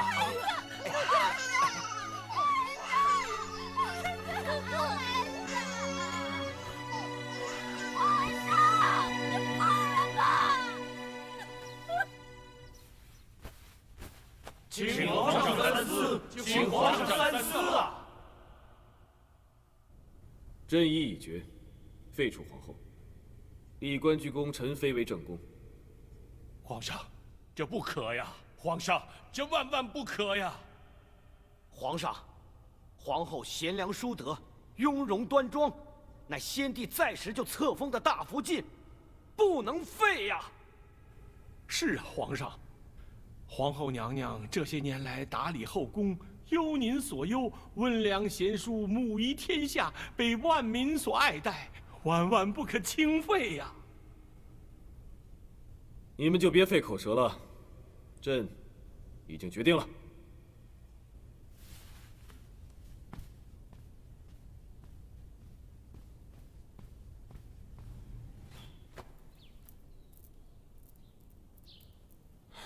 兰儿，快起来！你这是干什么呀？皇上，如果您决意要废皇后，我就长跪不起。你这身子……皇上，我知道您失去了8阿哥，内心痛苦无比。我也和您一样感同身受。可是，如果您因此迁怒于皇后，迁怒玉儿和9阿哥，那我海兰珠就真的成为罪人了。你怎么会说到自己身上去？我今生有幸能够得到皇上的眷爱，感到无比珍惜。18阿哥福伯早早夭折了，是我这个做额娘的积德不够，不关任何人的事。皇上，我已经失去了我的孩子，我求您体谅我，爱惜我，不要再给我压力了。正是因为朕体谅你、爱惜你，才把皇后的位置给你，恩宠都给你，弥补你心中的痛啊！不要，我不要皇后的封号。我海兰珠有自知之明，才浅德薄，背不起这样的重任。我不想受天下人的责骂。我已经失去了8阿哥，我不想再承受这无妄之灾，被人指责。谁敢指责你？谁敢呢？天下人会指责，百姓会指责的。他们会说我红颜祸水，会说我工于心计，独断恩宠。皇上，我只想做一个简单的女人，我不想被唾骂，不想要重任，我只想安安静静的生活，在这后宫，奢望过一个普通女人的生活。有皇上您的爱，对我而言就已经足够了。皇上，求求您了，不要把我推到风口浪尖，别让我承受天下的责骂，好吗？多谢皇上。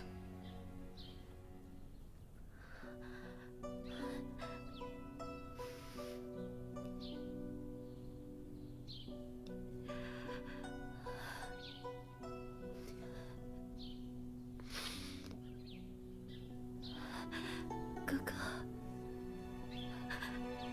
哥哥，皇上为什么要废掉皇后？我不知道。八嫂一向仁慈大方、端庄贤惠，哪里做错了？哪里对不起她了？皇上现在居然要拿她开刀，一定是宫里又出了什么事。瑞王爷，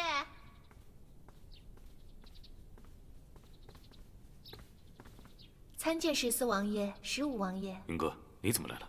皇后娘娘怎么样？皇后娘娘没事儿，她托我来拜托您一件事儿。你说，能办到的，我一定帮你办。九阿哥让皇上逐出皇宫了。什么？怎么会这样？瑞王爷，您别着急，这是九阿哥在宫外的地址。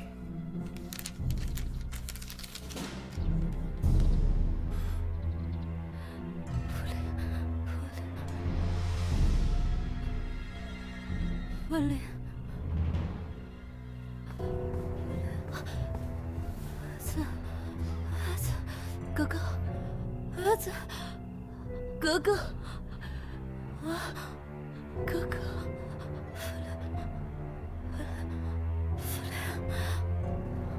多尔衮，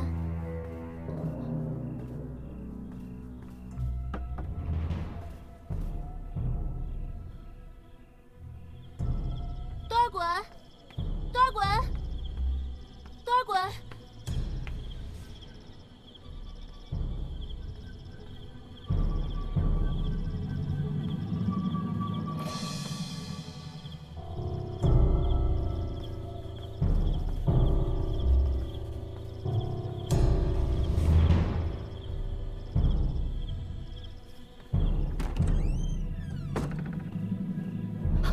14爷，嘘，您快去看看哥哥吧。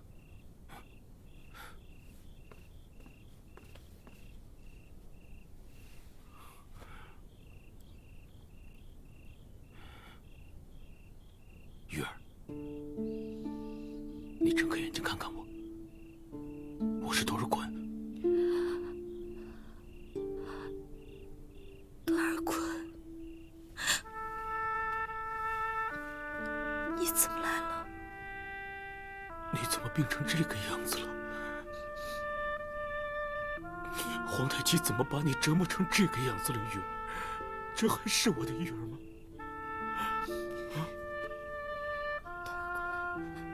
你别难过，你能来看我，我就很知足了。这都是我的命。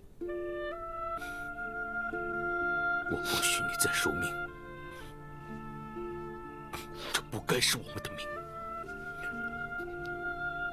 我不要一辈子都活在痛中，更不愿意一辈子都被他踩在脚下。玉儿，为了你，我决计不再隐忍，哪怕我拼下一生的力气，都要把你夺回来。你要做什么？我不能眼睁睁地看着你一辈子被囚禁在这冷宫中，直到断气。我不能看着你永远见不到福临，从此母子天涯相隔一生。我的福临，你看看皇太极已经把我们逼到什么地步了，玉儿，你以为一味的隐忍着、退缩着有用吗？我们失去的、付出的、承受的还不够多吗？可是我怕，我真的好怕。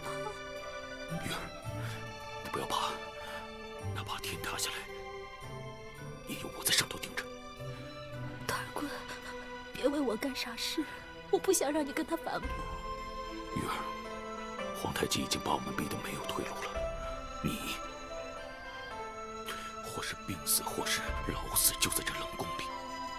而我若再一味的隐忍下去，阿敏和莽古尔泰就是我的下场。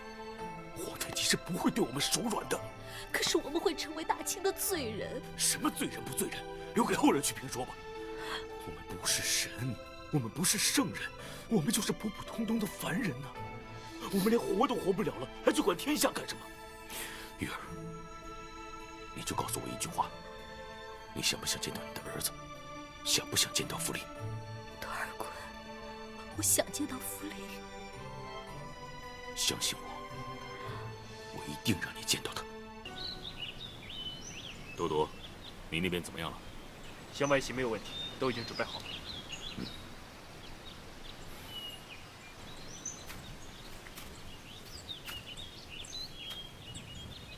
硕托，你都想清楚了吗？我想清楚了，十四叔，我哥就是被皇太极打压，一气之下才病故的。现在镶红旗的兵权在我手上，我愿意跟着您出生入死。还有我2白旗是8旗中最精锐的部队，现在再加上你们镶红旗，我们就有3旗在手。皇太极想以多压少，没那么容易。他别忘了，我的正白旗可是身经百战，在血与火的淬炼中练出来的。哥，你放心，我们会牢牢站在你身边。要活，就扬眉吐气的活；要死，也一起死。皇太极，不是我不义，是你不仁在先。现在你知道了吧，多尔衮，你早就该听我的劝，动手了。就这么决定了，月圆之夜，3旗会合，凤仪亭起兵。皇阿玛，皇阿玛，大事不好了！多尔衮，他跟多铎准备内应外合，造反了。还有硕托反大海。报！郑亲王，皇上命令您带着镶蓝旗精锐部队火速赶回盛京。好，我即刻动身。这。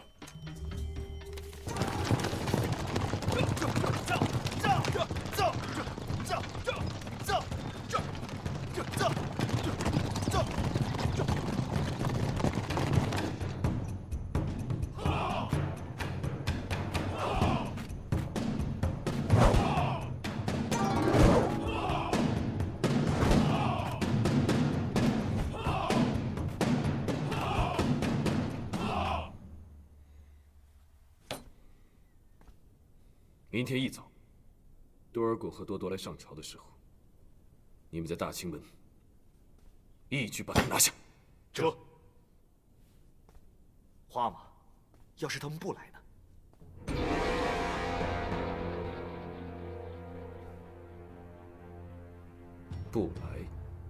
不来就让两黄旗包围瑞王府和裕王府，让多尔衮和多铎插翅难飞。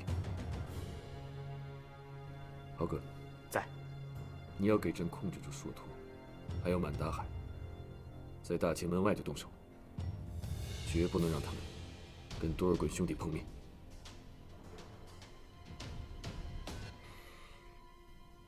朕把他们一个个都养壮了，竟然敢反朕了，别怪朕手狠，朕是得让他们明白谋反的代价是什么。吉尔哈朗，臣在。朕把两黄旗都给你，你明天给朕控制住凤仪亭，凡是往那边集合的两白旗士兵，设埋伏切断，格杀勿论。这。多尔衮，明天不是你死，就是我亡。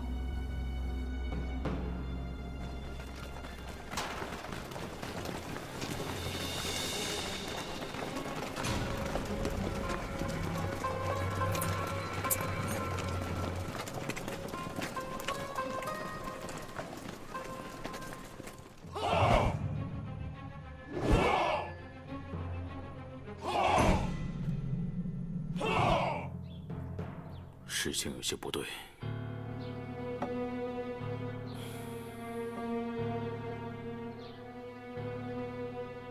我怎么觉得皇太极已经有所觉察了？必须提前行动，就定在今夜子时吧。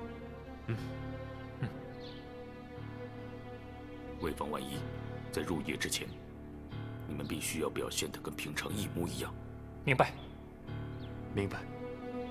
也许大清的历史今晚就要改写了。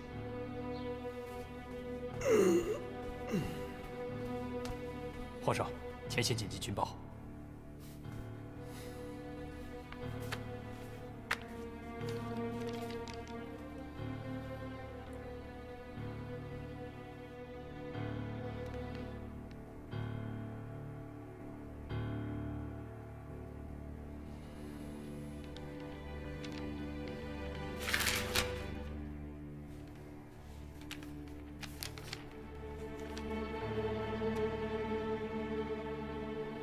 龙哥，陪朕去趟太庙。走。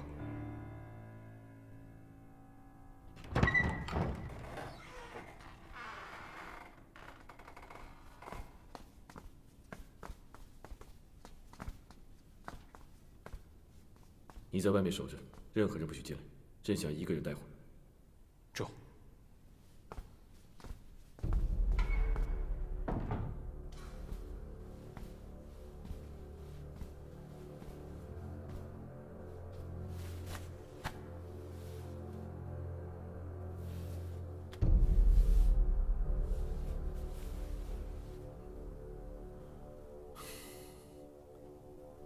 列祖列宗在上，子孙皇太极多有不祥。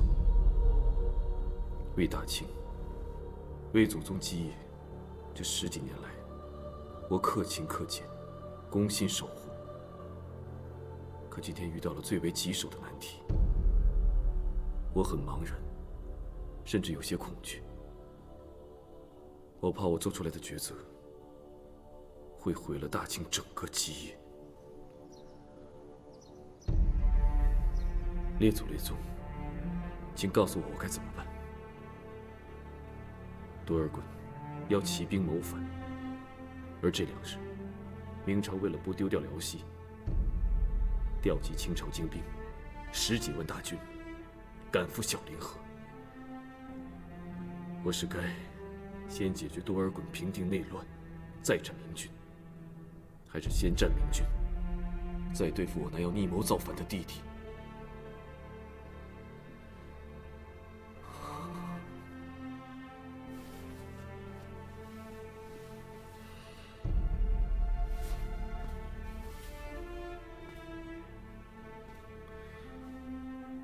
龙哥，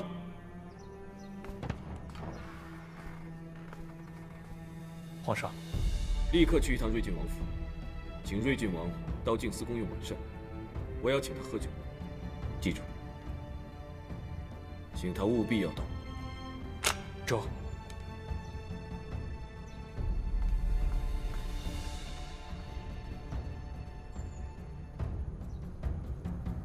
哥，今晚你不能去。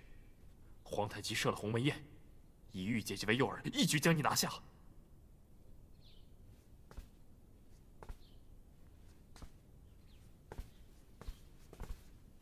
哥，你今晚就要起兵了，你想想，怎么会这么巧？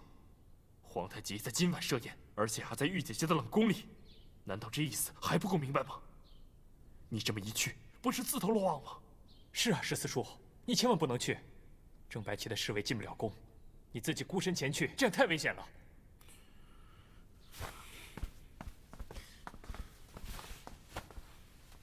哥，你听我的，今晚忘了玉姐姐，多想想额娘，多想想两白旗，多想想我们的出路啊！哥，这皇位本来就应该是你的，等拿下江山，玉姐姐自然也是你的，不在乎今天晚上。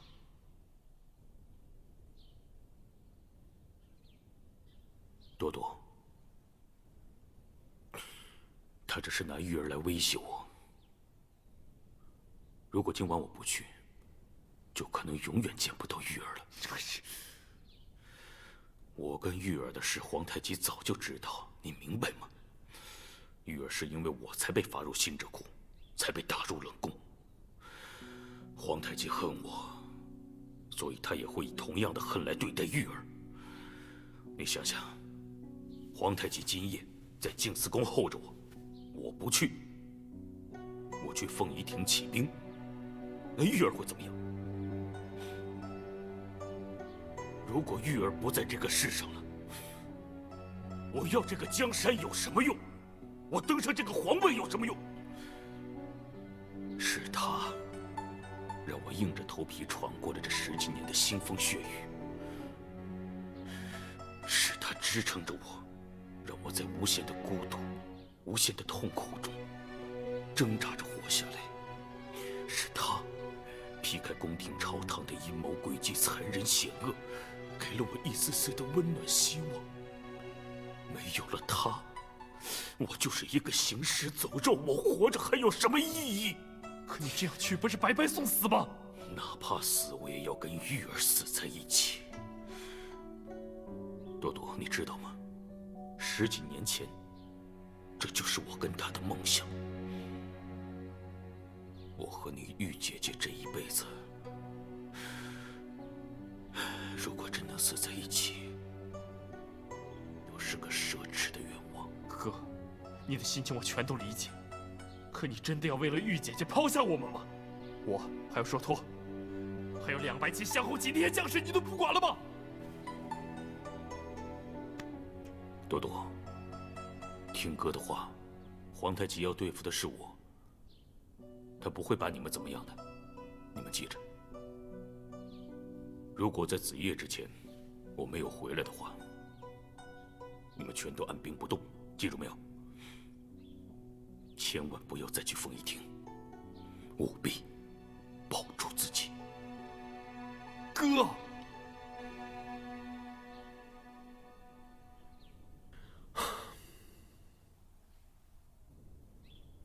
该说的都说了，梳理打扮一下吧，多尔衮快到了。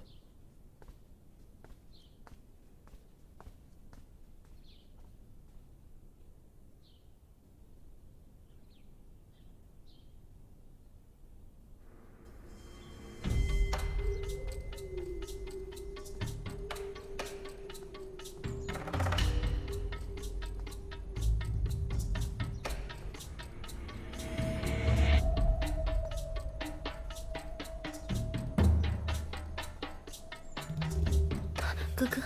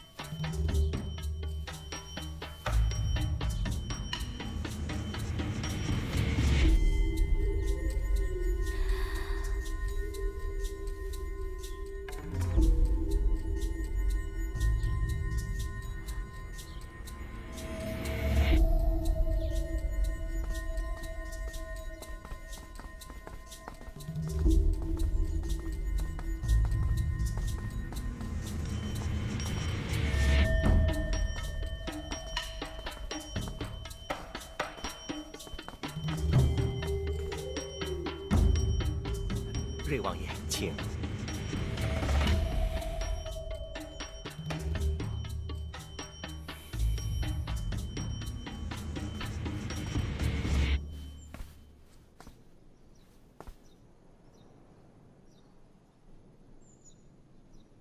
娘娘，请禀报皇上，瑞王爷来了。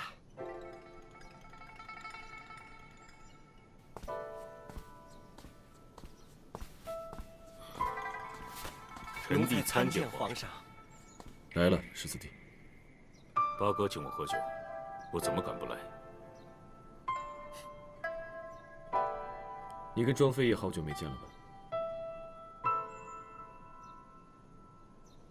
庄妃娘娘瘦多了，还是14弟细心呢。朕的妃子，朕都没瞧出来是胖还是瘦。倒是14弟怜香惜玉，一眼就瞧出来了。好久没一起喝酒了，今天咱俩喝个痛快。八哥好酒量，臣弟一定奉陪。走。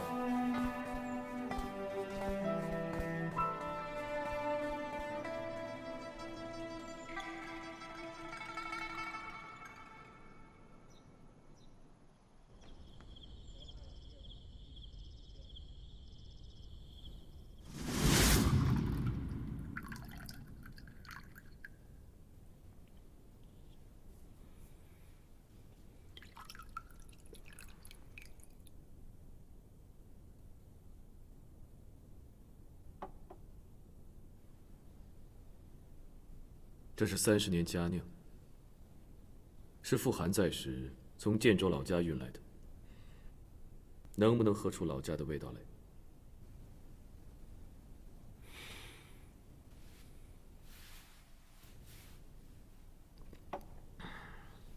好酒。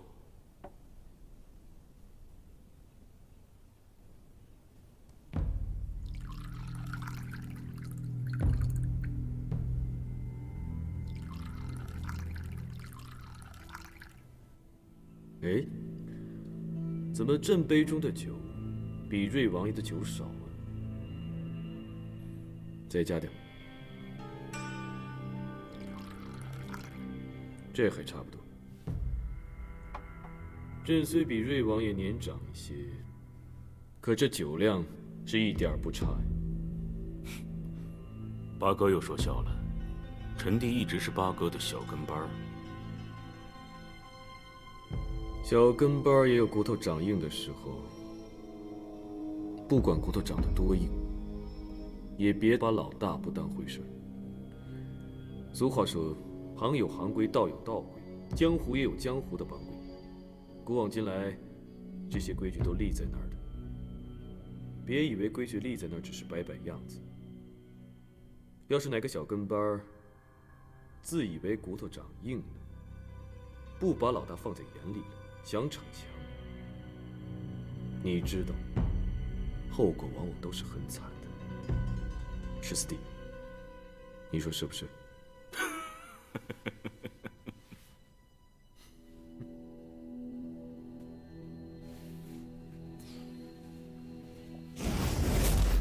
？14爷，君命难违，但愿你有惊无险。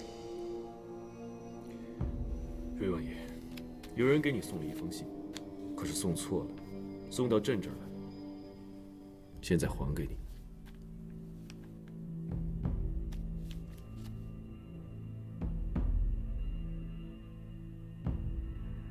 怎么，也不打开来看看？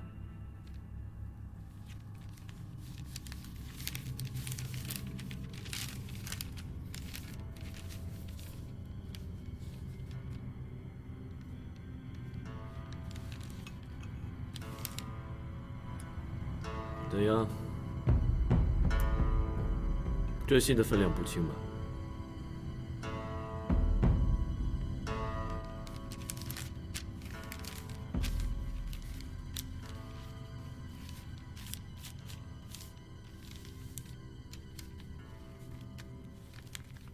这种离间之计，也太愚蠢了吧！若是连这个都相信，不是比祖大寿还蠢吗14弟真是成大器了，能够做到处变不惊了。没错，朕要是相信了，这信你还能看得到吗？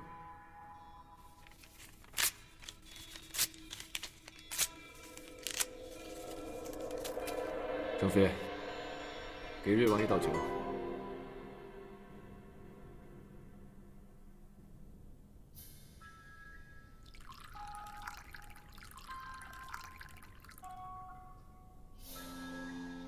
也给朕倒上。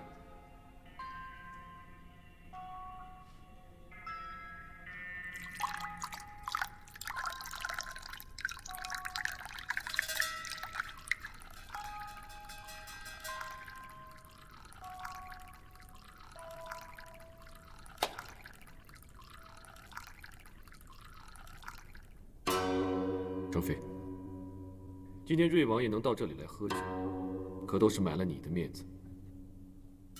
你还不敬瑞王爷一杯？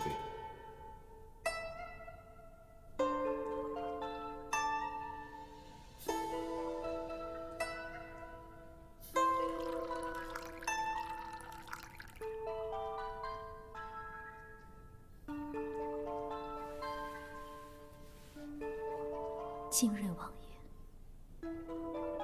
谢庄妃娘娘。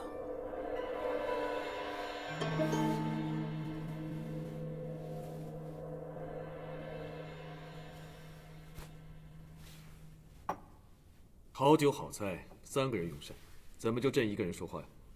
行，朕说就朕说，朕给你们讲个故事，讲个故事给你们听，解解闷儿。这第一个故事，庄妃最熟悉了。郑伯克断鱼烟，怎么样？你还记得吧？要不你来讲。皇上，您喝多了吧？朕怎么会喝多呢？朕这酒量，300杯都不会醉。好了，你别给朕打岔，朕来讲故事。说是春秋时期，郑国国王有个弟弟叫叔段。这个弟弟非常聪明，可是很不守心，一心就想着怎么谋权篡位。当哥哥的呢，其实都知道，但是没点破，任弟弟瞎闹。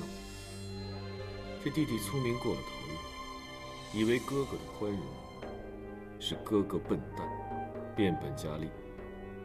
终于有一天，起兵造反。可是没折腾几下呢，就被当哥哥的给收拾了。你们说这个故事好不好笑啊？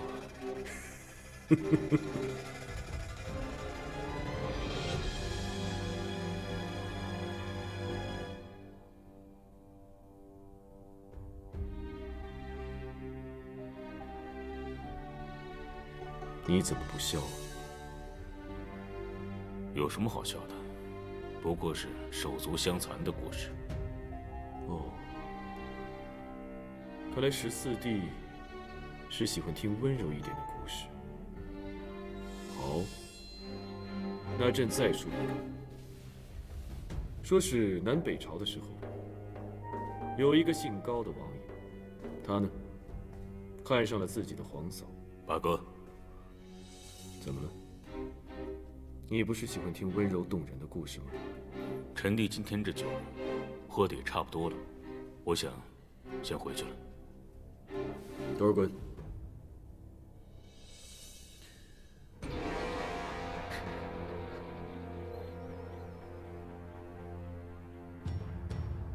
朕才刚刚讲故事，14弟就这么没耐心了。八哥也别喝太多了，明天还要上早朝，早点歇息吧。朕正喝得起劲儿呢，14弟就这么想扫兴。瑞王爷，再喝一杯吧。难得八哥这么有兴致，好，那就陪八哥再喝几杯。